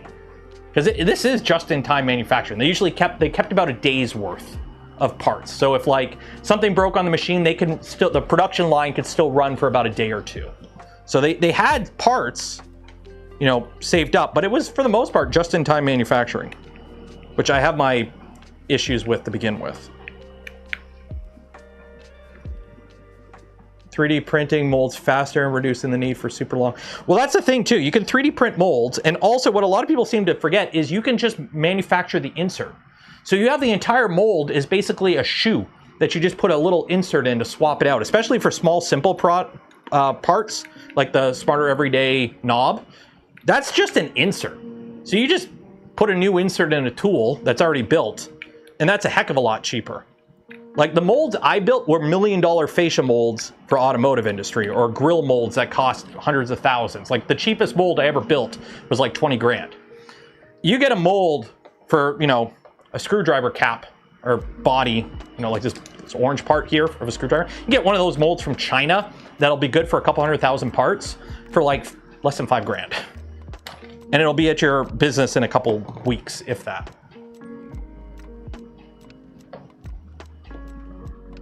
So, like, I get the need to hype up the tech because you run a business, so you want the tech to be hyped. But like, don't fall into the tech pro pitfall of overhyping it. And, you know, the Elon thing where you just, oh, it'll totally do it. Believe me, this technology will totally pan out and keep scaling logarithmically or whatever, linearly or whatever.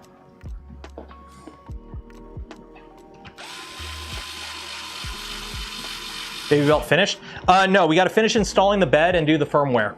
So the baby belt will probably be tomorrow night. If not tomorrow, Tuesday. We'll see if this room is in a condition for building tomorrow. We will find out.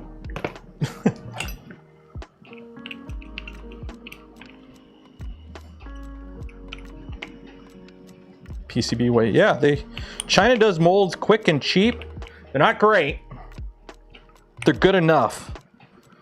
Like, even our company that I worked for, we would get molds from China and we would strip them down, check them all, fix what needs to be fixed, and send them out the door. And it would still be cheaper than us just building it from scratch half the time. It's amazing what you can do when you don't have to worry about profits because the government is offsetting your costs so you can undercut.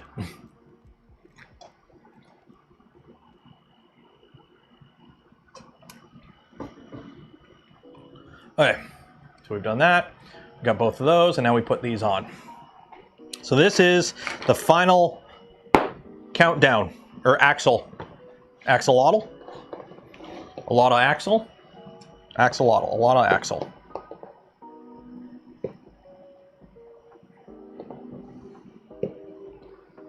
Okay. So, this one goes this way.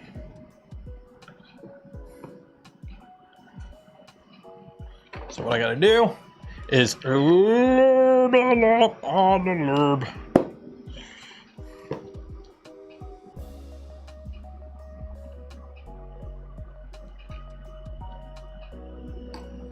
Okay. X forward. X forward. Good. This guy with the little orange part and an M210. Have you tried that Soriatech TPU GF? I have not, I don't think. I have some of Soriatech's flexi stuff. I use it to print the bushings that we'll probably be using for this, but it's just like the regular flexible stuff. I don't think it's the super duper fancy stuff. What is this? M210. Yes, this will be remote controlled. I kind of want to turn this into a HIMARS that shoots like beer cans or something. I'll figure something out. I want to put this, I want to put something, I want to have, the idea is building this up so that the back is modular so I can put different things on the back.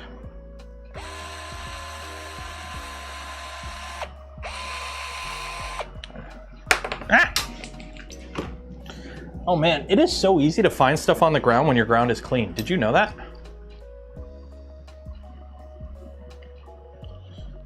Is the MOG 3MF free? Like the files? No, you have to pay for the files.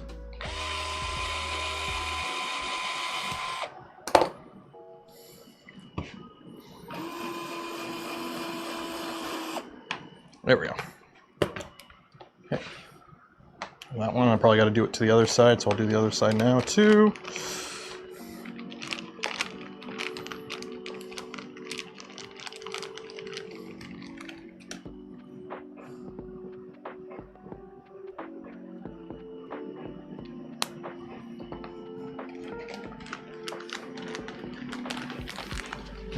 Well, I got to move everything around so that I have room to move the desk and the shelf and then everything along this wall. And then I got to take down my wall that I built out of blankets and canvas, which means I got to insulate the ceiling more because the only part of the garage that's insulated is above me because the other side of the garage was separated. So now I got to like heat and cool the entire garage. So I might have to go look into getting a mini split again at some point. We'll see. Do that twice. Okay. So that goes on top. Apply some grease in there. And 2 M230s. I only have 1 M230 left.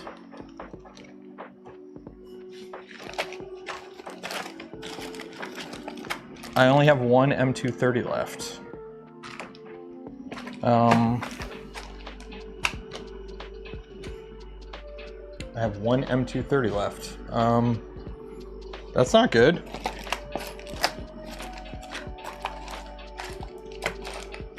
Oh, no. I have a whole other bag of M230s. Whew. Whew. I was a little worried for a second there. I was a bit like, uh-oh, SpaghettiOs. Okay, put some grease in there. And then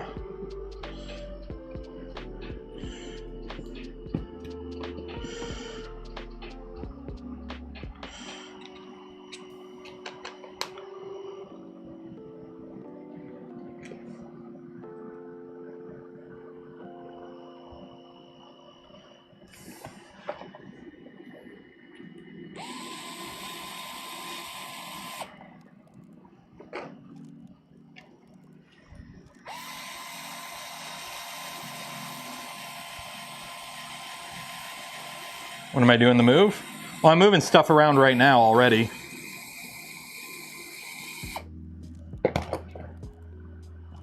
Like I've been cleaning everything up over the past couple days to make everything ready for the move. I mean, all I'm doing is just reorganizing stuff in the garage. I wish I was moving into a studio, but that is not happening.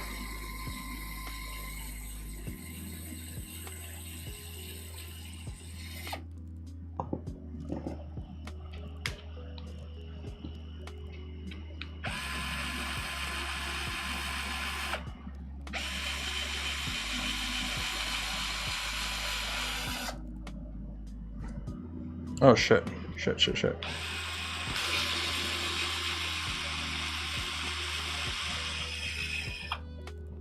Uh-oh. Okay, 1 second. That was not good. 1 second.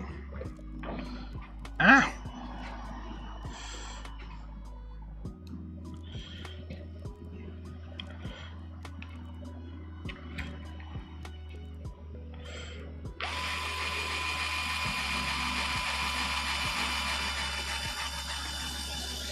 There we go. It didn't, there's the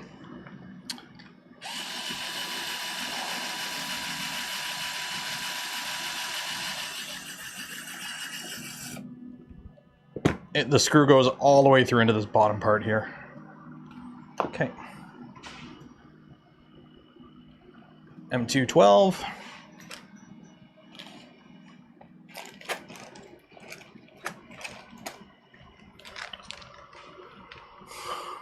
Make the place. Yeah, I gotta go back up there and throw more insulation. Like I only have a little bit of insulation in the attic above me. I should rent the machine so I can just blow it all in.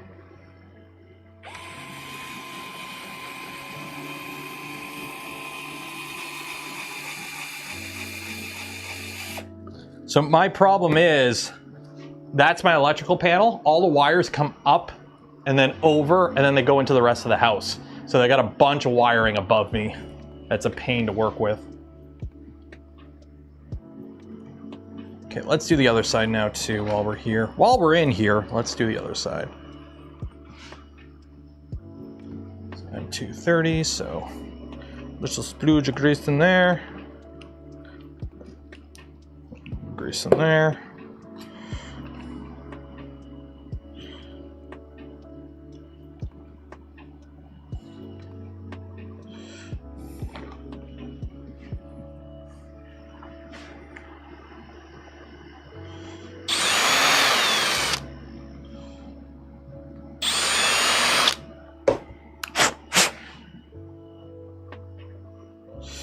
Well, it's not really an attic.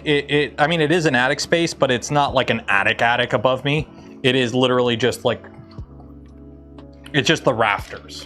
Like, it's not a usable attic because there's no insulation on the roof itself. So you go up there in the summer, it's like 70 degrees Celsius, and you go up in the winter and it's just cold AF. So.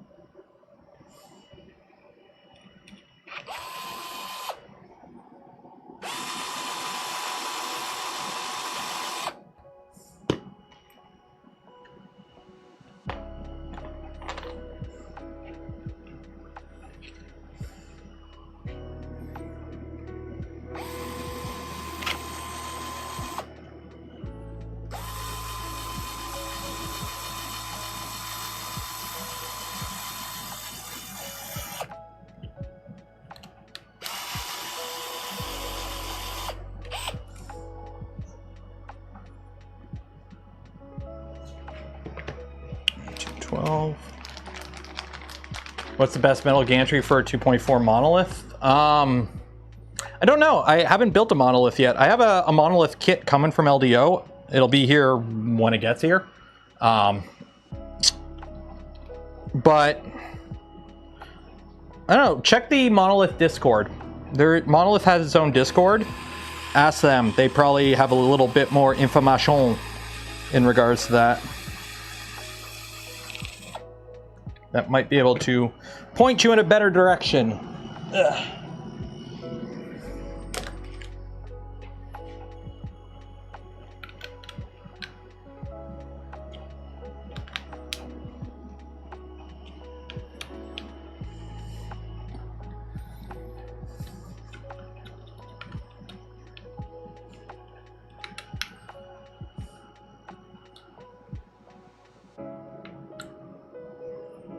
There we go.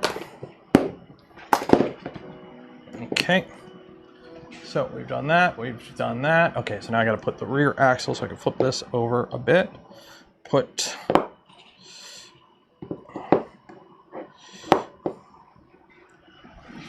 these under here. A little bit of support. There we go. Okay, so we need that with a M28 through it. Where are those parts at? Oh, here's one. And there should be another. There is the other. Okay. M28.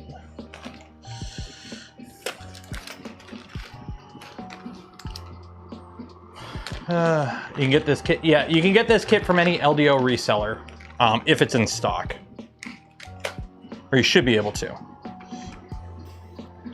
I have a link below to the LDO page, and then they have a link on their website to all their resellers.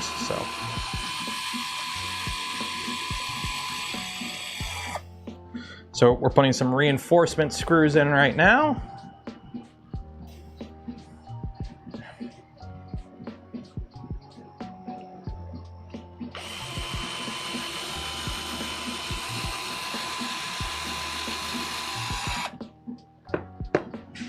Put those in there. We have 2 of those, and then those go in there. Put some grace in there. M212. Okay, I gotta go check what's going on outside because I'm hearing rumbling. I don't know if that's thunder or what. What is that noise? What is that noise? Oh.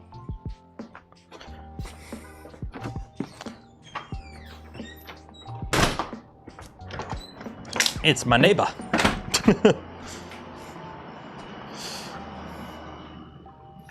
All right. Put a little grease in there. Put a little grease in there. And then M212s hold them together.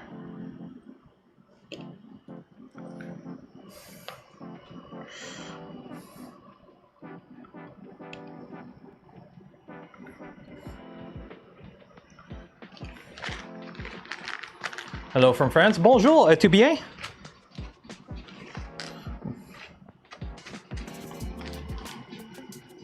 Next batch is mid-August. Okay, there you go.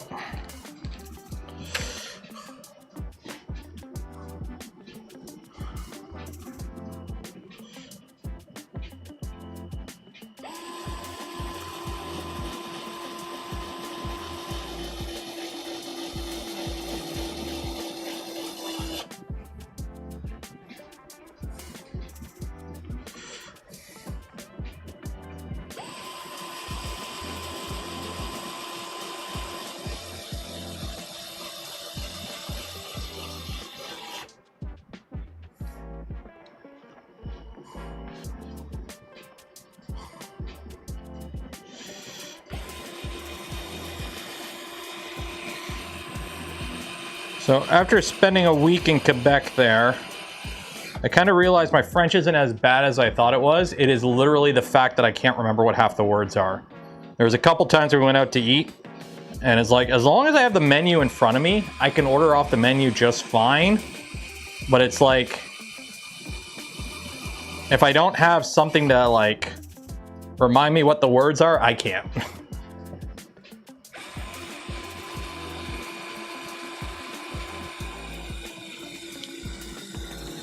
So, ordering ice cream, I'm good. Asking directions, I'm not too bad. Holding like an actual proper convo, E.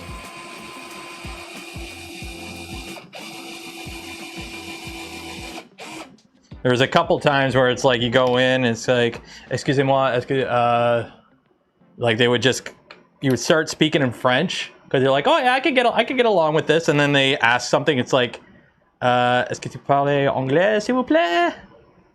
And they're like, oh, okay. It's like, merci. Mercy buckets.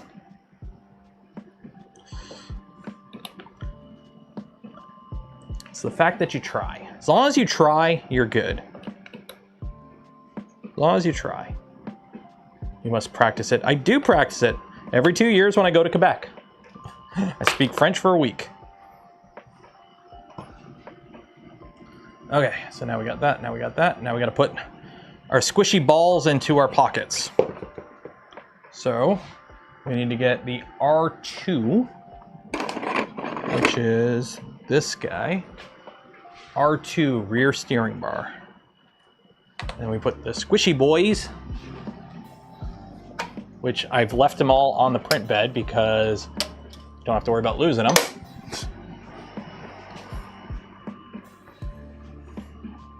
So these are just TPU bushings, essentially. And they just kind of pop in there.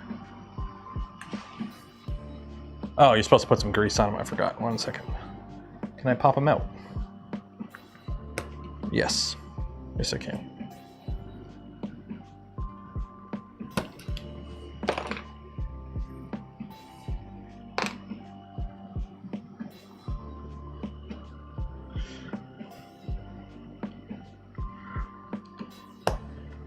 Always put a little grease on your bushings. Family vacation in Quebec. Oh, I did.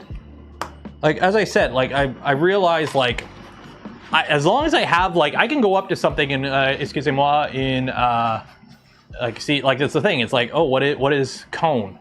Cornet? Okay. Deux enfants cornettes, vanille et chocolat. Une twist. Une twist. Like, it's not too bad.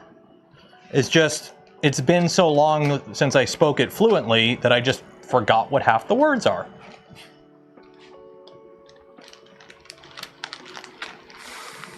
So, the problem is where I live, there's no French here.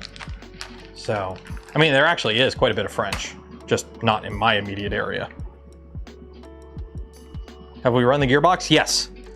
Yes. I hooked my drill up to the other gearboxes and basically just ran them.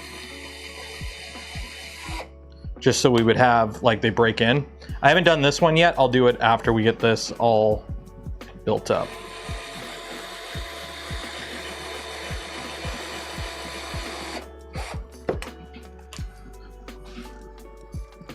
Okay, that goes on there with M216s.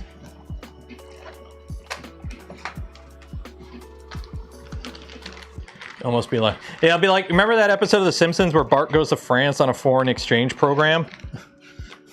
And he like ends up working at a winery where they like abuse him and whatnot. And then he spends like a month there or whatever, and then he goes to the cop and then he's like, help me. And then he just switches into French and he's like, oh, because he's immersed in it. Mon chapeau rouge. They give mon chapeau rouge un cochon. Okay, so, oh look, this keeps moving. 1, 2, 3 block to the rescue. Oh, look how awesome 1, 2, 3 blocks are. Actually, what I'm gonna do is put that there. So I want to have some support to keep that from doing that. So you're gonna go here. You're gonna go here. And then I'm gonna go. I need to get some more of these guys. There. Oh my God, look at that. Look how stable that is. So stable. There, and that goes there.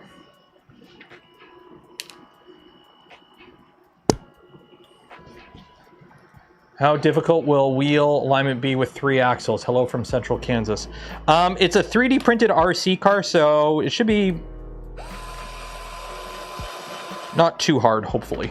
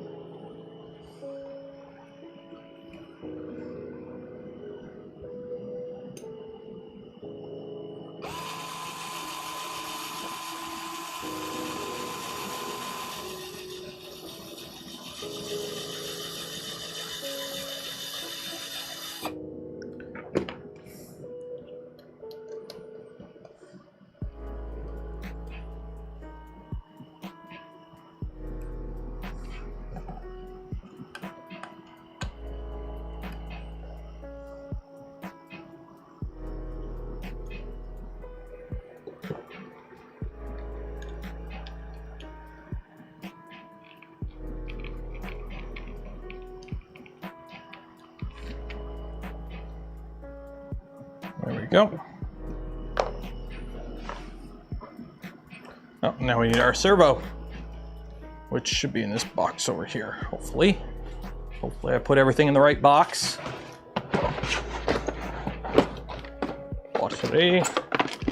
Battery, servo.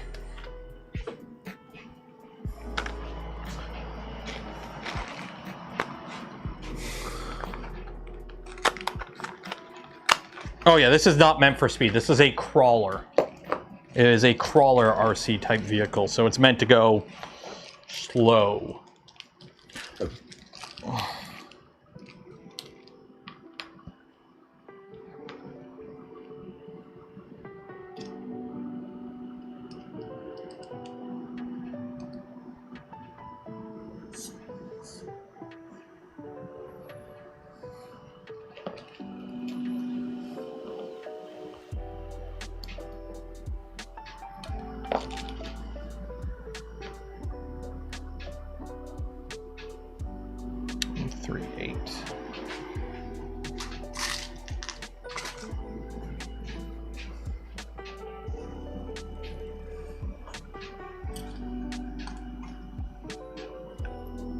Nope. Nope, wrong button. These are button.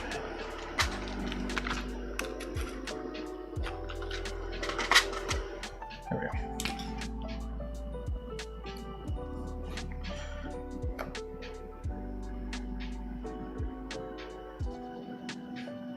Yeah, it's a Tico 2.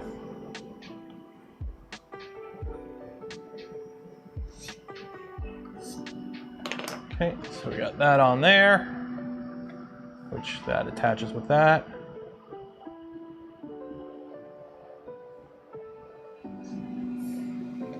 Oh, I forgot, these little screws got to go in too.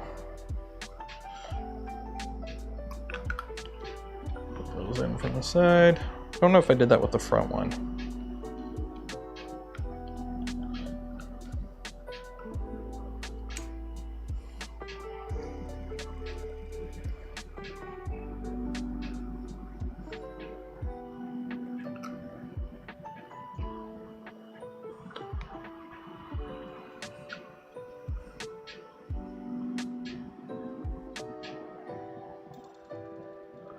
Max speed is 20 kilometers. This will do 20? If this will do 20, I'll be impressed. Okay, rear axle 6x6. So it should say 6x6 on it. Oh, here we go, 6x6. And I need one squishy bushing and one red bushing. Okay, so one squishy bushing, which is this guy. Put a little grease on it.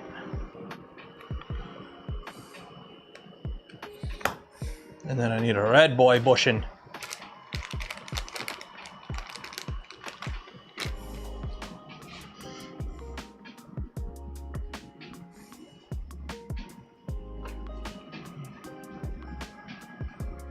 Grease that one up a bit.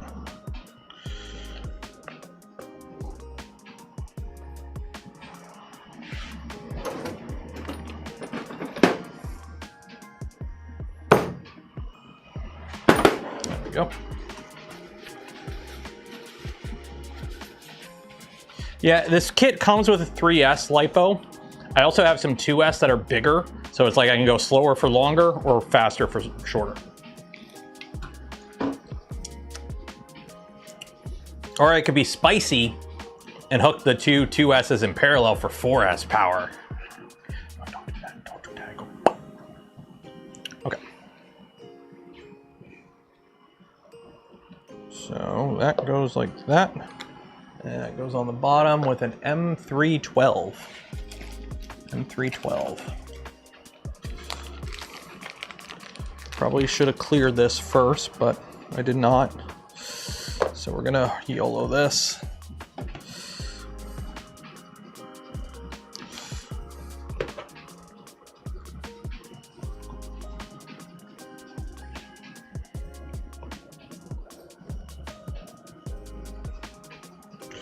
Yeah, I should have. It's going in.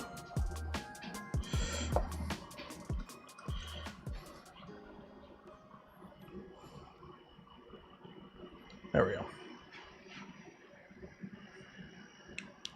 So if this goes like this, this has to go like that. Not that it really matters. Yeah, because this moves.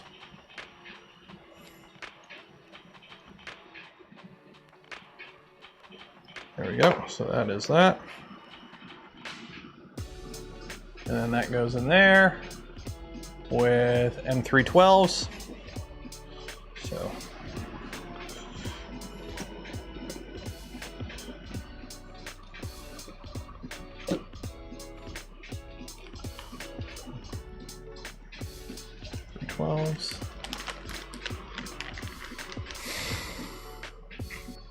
That's it for those. Hopefully don't need any more.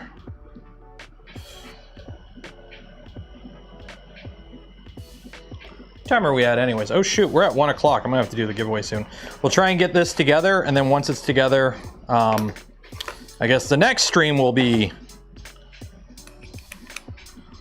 putting this all together, because now we have all the axles put together. We can actually put them in the frame.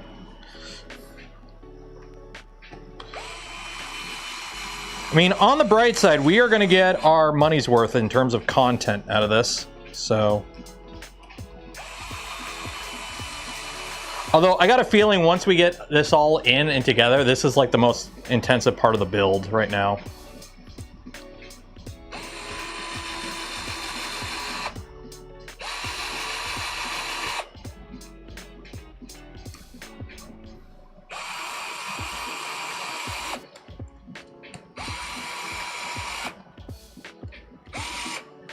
Okay, my ears just popped. There's gotta be a storm coming. Am I just being crazy?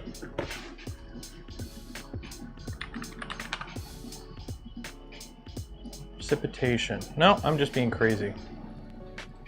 Alright.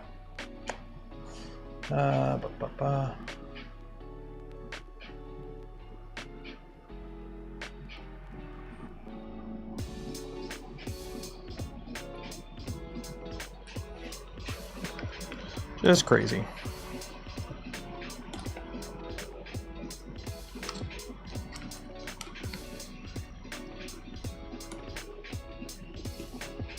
Okay. So we've installed that, and now that hooks with an M216.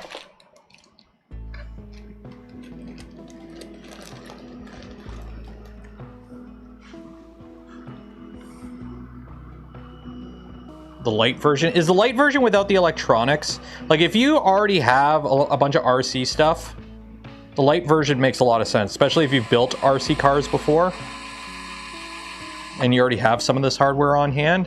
The light version does make a lot of sense, I think.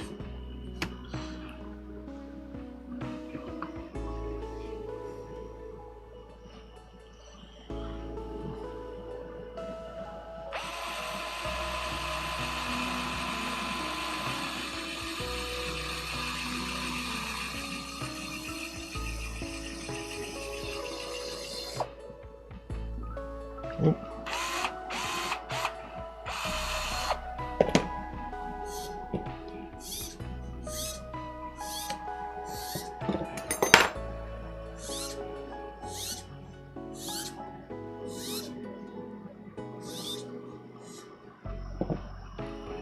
There we go.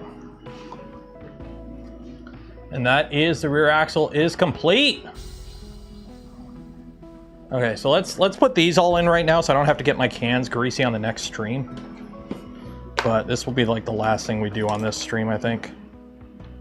Is just get the, how many of these? FT, so 1, 2, yeah, I gotta put all those, so. 1, 2, 3, 4.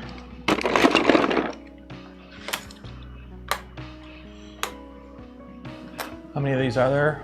1, 2, 3, 4, 5, 6, 7, 8. So that's 4. So, I've got a whole bunch of them here. I'm just going to do them all.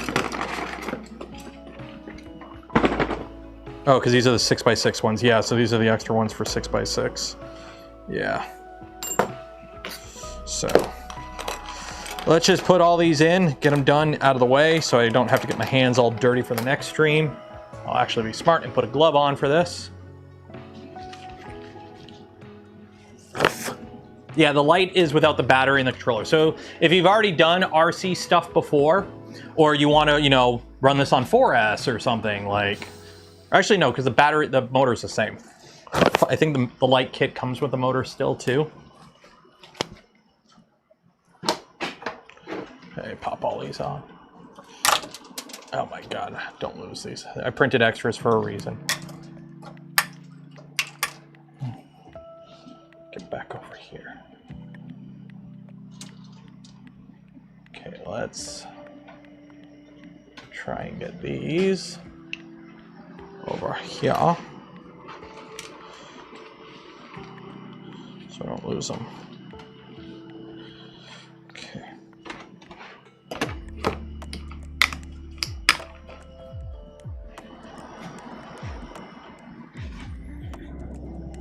Try not to lose all the little TPU balls.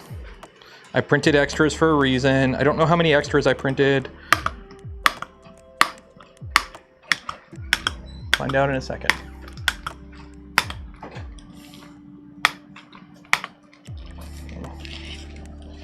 There we go. Hopefully that's enough balls. How many are still in the printer though? I think we're good. I think we're good. I think we're good. We'll find out in a second. Okay, so grease them up, put them in.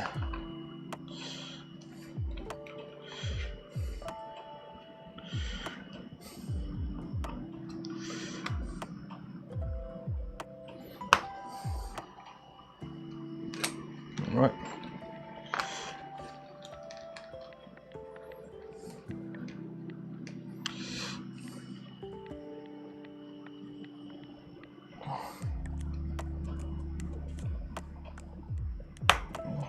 One.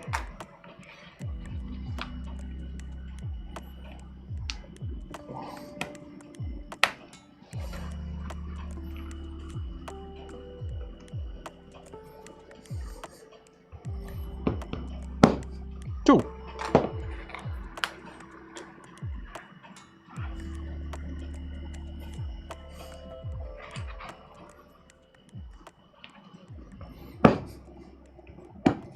Three.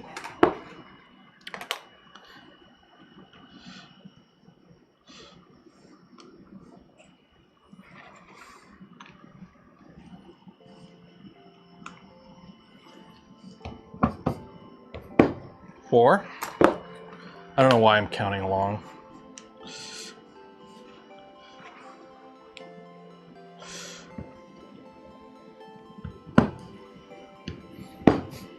Five. See, I told you 1, 2, 3 blocks are amazing.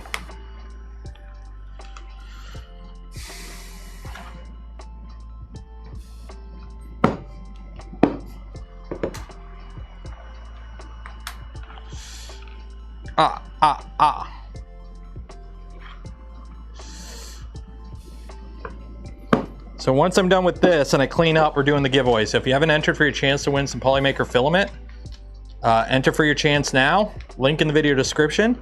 While you're down there, don't forget to like the smash button, ring the bell, subscribe if you're not subscribed. And if you want to help support the channel, the content I create, and the things I do, consider becoming a channel member, Patreon supporter, or if you're really cool, gifting memberships to others. Best way to support the channel, you get videos early, member stream, which I know I owe you guys one. Try and do it this weekend. Just been busy with stuff around the house, back from vacation and all that.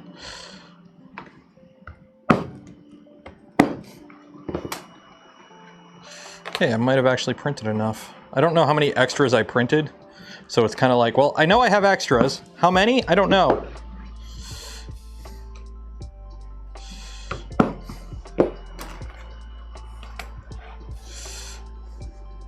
Because when you print stuff like this, these little things, print a lot.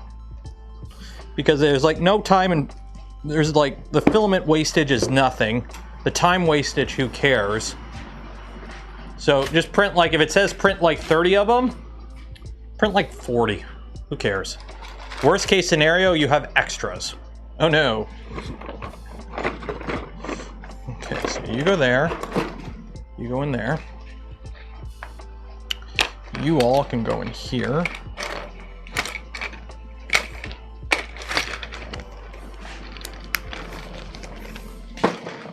This bag is now empty. You can go there, I guess. This little itty bitty bag, I will put these little extra ones in. That are all greasy. Good thing I took my gloves off already. Okay. You can go in there. You go in there. You go in there.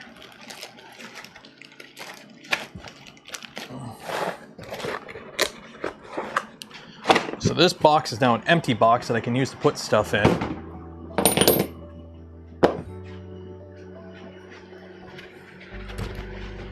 Unrelated rant. Rants are fine. Are you new here? You know we go on rants. Rants are always welcomed. Rants are always welcome. Who here wants to see a really cool trick you can do with perfectly ground blocks of metal? See if I can do it with these. I don't know if these are clean enough or flat enough. These ones might work. Let me clean these ones off. Maybe these ones will work. can't remember what the term, ringing? I want to see if I can ring these blocks together. So cleaned with ISO.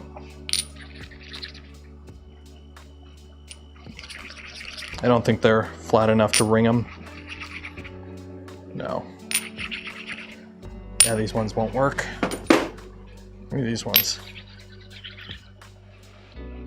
Oh, I can ring these together. Normally you do this with the gauge blocks. 1, 2, 3 blocks are a bit heavy for it. But if you have 2 pieces of metal and they are flat, you can ring them together. So when you're measuring like a really precise gap with gauge blocks, you just kind of ring them together. Gauge blocks are much smaller. They're much smaller blocks. But you just ring them together in your hands and they're so perfectly flat. They just basically like, it's not a vacuum. I believe it's not a vacuum. It's like, it's kind of like how metal will cold weld itself in space. It's like, I think it's closer to that than a vacuum that makes it work. But it's a really cool trick. It's a fun party trick. It like, the oils in your hands help it. Okay, so where are we at with the MOG? We have the front axle, the rear axle, and the non-spinning axle. So which is the one we just built? It is this one, I think. I think it's this one. Yeah, 6x6. So, do I have a drive gear? Because I want to spin this for a bit. I do want to break this in.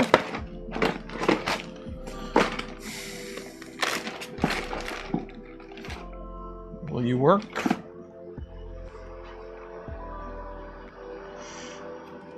No, I don't have anything that'll... maybe you'll work. No, I don't really have a drive shaft for this, which kind of sucks.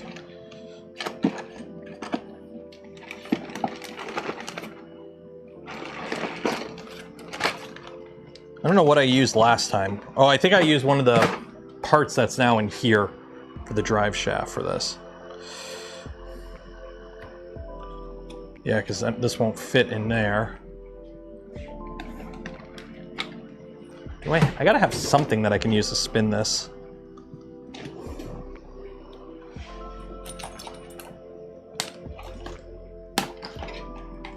Not really. I mean, actually, one second. Do I have... Where is one? Do I have an air tool? Do I have a I know I think I got rid of it. I used to have it was for one of my honing tools that I don't have anymore. Shoot. Yeah, I don't have that anymore. That would have been handy.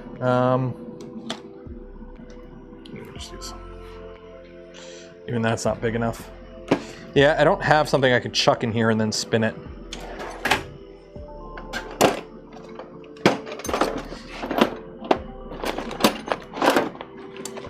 So I need something like wide enough to fit in there, but has a round base so that I can chuck it.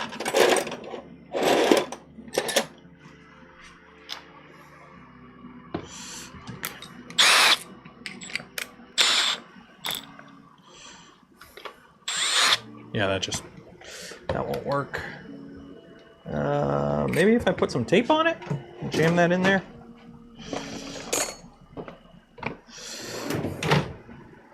Shouldn't waste, no. Yeah, we'll see.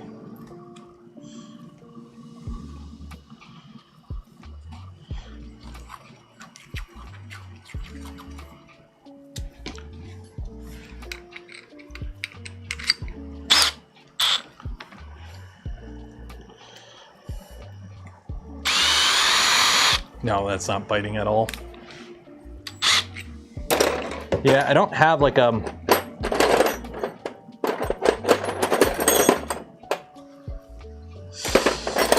I got an easy out. Nope, too small. Easy out won't work. Yeah, I don't have something that'll work for this, I don't think. Oh well. We'll have to do it when it's fully assembled, I guess. Just gonna have to run it when it's fully assembled. Actually. Nope. Yeah, that's a bit annoying. Oh well. Alright. Okie dokie. Yeah. Nope, nope, nope. Nope, nope, nope. Oh well.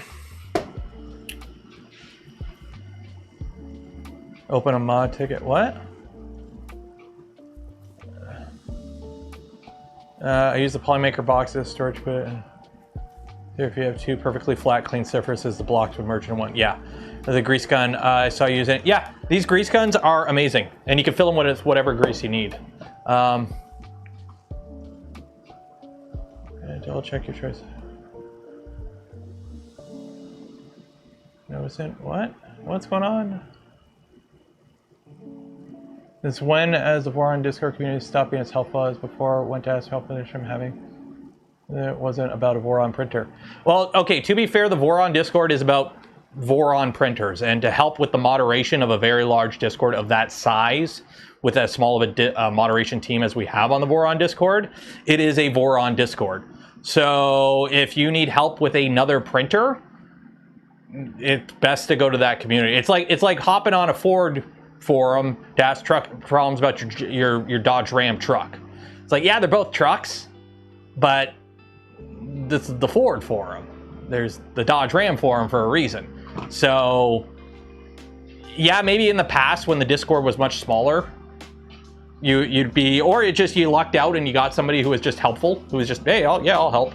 But especially like if you're trying to find help for like, I don't know what brand of printer you're looking for help with, but if it's not like a Voron or a Voron adjacent printer like a Micron or something, it's kind of out of their wheelhouse to begin with. So like I think I even have a rule on my Discord. Like my Discord is the Canuck creator Discord where, you know, it's not the Voron help Discord. Yes, I'm on the Voron team and I build a lot of printers, but if you need help with a Voron, I recommend you go to the Voron Discord, not the Canuck creator Discord. The Canuck creator Discord is for the channel and stuff we do on the channel and the community around the channel. It's not meant to be a help Discord. There are already massive, large, dedicated groups for helping people with all kinds of specific stuff. You'll probably find better luck in the proper Discord. So just asking the Voron. Yeah, well, here's the thing. You might luck out doing that and get somebody who is helpful, like you said in the past. So maybe when it was smaller, but the thing is, the Voron Discord also is, I want this to come across as non-offensively as possible. The Voron Discord gets a lot of drive-bys. A lot of drive-bys. Where people just pop in, ask random questions that aren't related to anything. So people over time kind of just tune that out. It is what it is. It happens on every large Discord. It's just one of those things of being in an internet community. Eventually you just start filtering out stuff. Or you see the same question a million times and you get fed up of constantly answering and go, bro, this isn't the place for it. So it really depends on who was around when you asked the question. It depends what the question was. But again, my best recommendation, if you're looking for help with something specific, go to the specific group for it. You'll probably have a better time. Okay, so we have our frame is built. Next stream, we've got all these in. I think next stream we start chucking, yeah, so I put those in too. We start building up everything and oh my God, look at all this. Look at all this fun stuff we got to look forward to. Oh, transfer cases. Oh my God, look at that. Sub-assemblies. Oh my God. Oh my God, look at all this. Look at all this stuff. Oh, we're gonna have so much fun. We're gonna have so much fun. Okay. It is 1:21. I will give you like 3 minutes to enter for your chance. To enter. Video unavailable. Why would it say video unavailable? The stream's live. Is it live?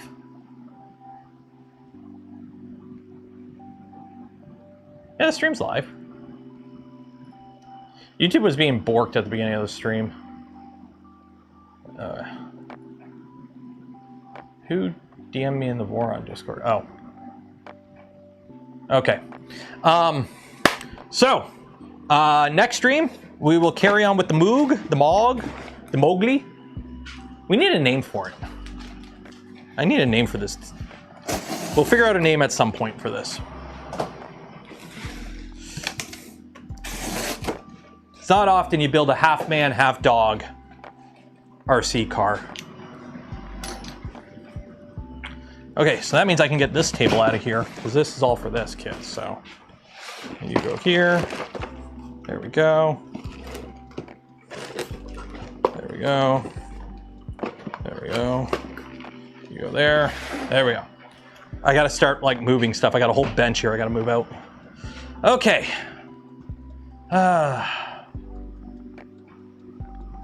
Did chat freeze? What is going on with everything? Why is YouTube being so buggy right now? My luggage back. You're still waiting on that, Chevron?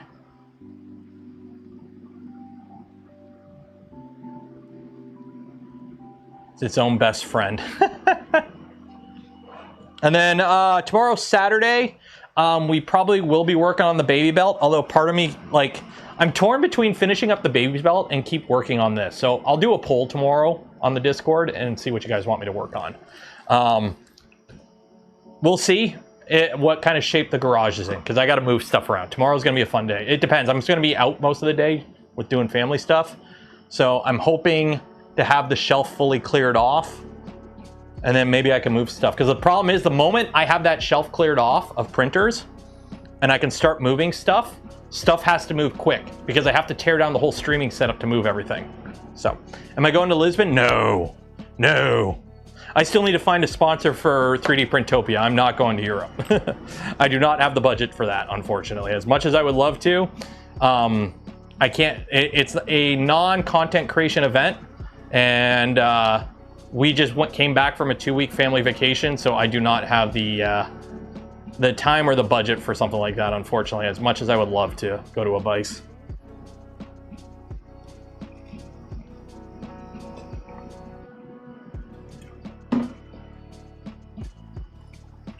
Okay.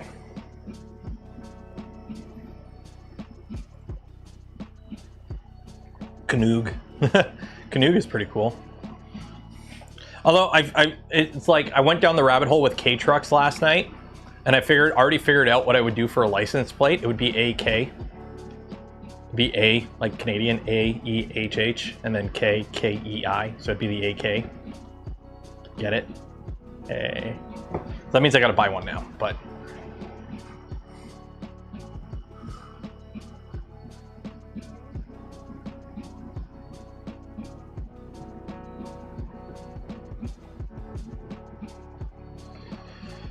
Slant 3D, I love you. This entire statement is bullshit. As somebody who has actually seen a Lego mold in person, you are not making Lego as much as Lego makes Lego with a print farm, and nowhere near accurate. I am sorry. That is not happening, Slant 3D. I love you, but this entire statement here is just bullshit. Lego compliant. Lego's been building Lego since Lego started building Lego. And guess what? Lego that came off the first Lego mold in 1964, whenever it was, still works with modern Lego. And if you think injection molded ABS wears out faster than 3D printed ABS, oh good, you have a long way to go. I'm sorry, Slant 3D. I love what you do, but this statement is marketing wank. Like, if you've ever seen the Lego injection molding production line, you are not replacing that with a warehouse full of 3D printers. I'm sorry. Okay, the seller color swap. That would be cool. That would be cool if Lego did that. Okay, let's do a giveaway. Let's do a giveaway. Who wants to win polymaker filament? Let's do a giveaway. Publish. No more responses. Save.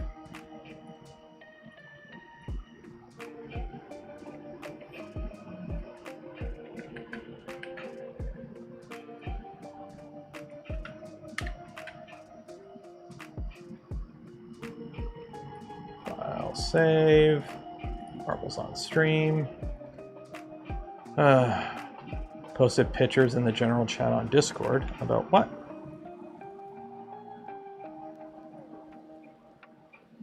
What did you post?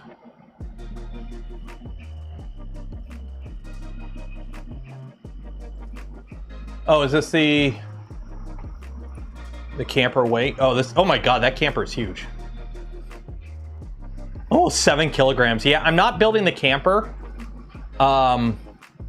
Is this where? Oh, you broke a drive shaft, it looks like. I think I found the limits of the PLA transmission. Yeah, I did all my transmission shafts. All the gears and the transmission shafts are all in glass-filled nylon. Or I think some of them might have ended up being glass-filled or carbon fiber ASA. But yeah, for the most part, it's all filled material. Actually, none of mine is PLA. It's either PETG or ASA carbon fiber or glass-filled nylon. And I went with PETG for a lot of the body parts and like stuff, just for the fact that I don't have to worry about layer adhesion on thin parts and temperature resistance, because I do not want to leave this in a car on a hot day and have it melt on me. That would be bad. 1950s for Lego. Okay, there you go.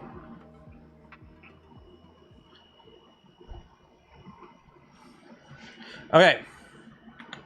How this works is if you win, you get a spool of filament from Polymaker. But if I pick your ball and your ball wins, you get a free hat from the merch store. So, this ball right here, you look lonely. Jose Fiera, good luck. If you win, you get a free hat. If anyone else wins, you just get the spool of filament. It is a little hazy out. Are the forests on fire again?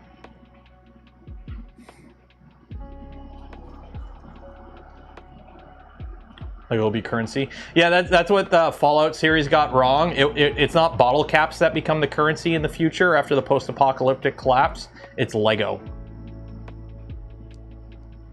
Oh, it's the pearly gates. Shun the non-believer. Shun. Who will be cast down? Who will be cast down? I can't see anything. It's so hazy on this map. Oh, now they're... Oh, I don't even know what's going on. Exclamation mark zoom zoom makes your ball go faster. Exclamation mark gullible makes everyone else go slower. And if you gift subs during the race, it increases your luck. I don't know by how much, but, you know, weirder things have happened. Someone forgot to load the textures. No, everything would be purple and black checker mark, right? If the textures didn't load. That's what I remember from Gary's mod.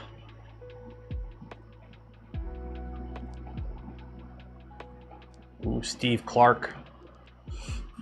Isn't that the guy from Backrooms? Captain Clark? Or is that Superman's like cousin, Steve, who just didn't get any powers?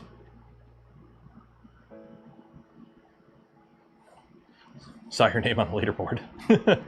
One day. We've come close to somebody getting the free hat, but nobody's actually got it yet. We've come close. Oh. Lank is in the lead.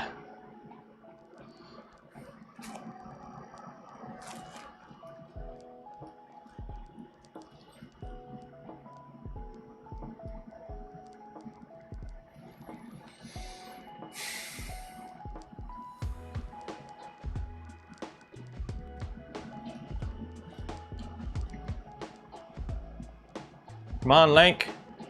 You're losing all your momentum, buddy. You're losing all your momentum, Lank. Oh, oh, oh, oh, oh, oh, oh, oh, oh. Lank with the win. Go, Lank. Go, Lank. So, Lank 3721. Let me pull you up here. Lank 3721. There you go. So you have won yourself a spool of filament from Polymaker. You will get an email from me after the stream ends with information on how to collect your filament. So everyone golf claps in chat for Lank. Everyone golf claps in chat for Lank. Shoot, come on. Today's the 7th of August already. Good God. It is already the 7th of August. Ugh. Ugh. I mean, little guy goes back to school in a month, so we got that going for us, which is nice. Sent. Where is that? Polymaker winner. Ba, ba, ba, ba. Congratulations on winning. Copy and paste template. And now we just wait for that. Sweet. So we will call it there. Tomorrow we might be working on the Baba Belt, or we might be working on this because I really want to get this moving. I really want to get this moving because I want to bring this to Printopia. So we'll see. We'll see. The only time, yeah, like I could see like, yeah, 3D printing like rare or stuff that's hard to get or a custom piece. Yeah, that makes sense. But mass production of Lego bricks on a 3D printer is the most asinine, not viable. You might as well whittle them out of wood at that point. Like it don't make sense. Also, Lego bricks are relatively thin and have fun with layer adhesion because those nubs are going to break off left and right. After 3 weeks off, oof, you got a long trip. You're European though. You get proper vacation time though. So yeah, so we're going to call it there. Again, shout out to LDOmotors. They provided the kit we are using for this build series. If you want to know more about the kit or get one for yourself, I do have a link below. While you're down there, don't forget to like the smash button, ring the bell, subscribe if you're not subscribed. And for those that donated to the channel, gifted memberships to others that became members of the channel, I thank you. Would not be able to do the things I do, create the content I create without your continued support. You make it all possible. And also shout out to Polymaker for the spool of filament we gave away this stream and every stream. Again, links for all of them and more below. Affiliate links don't cost anything extra, go a long way to supporting the channel. Some of them, like the Gamer Subs link, use code Canuck. You'll save some money as well. So we're gonna call it right there. Stream again tomorrow night. We're back into the regular schedule until little guy goes to school, and then we can actually do proper long streams. So yeah, enjoy your weekend.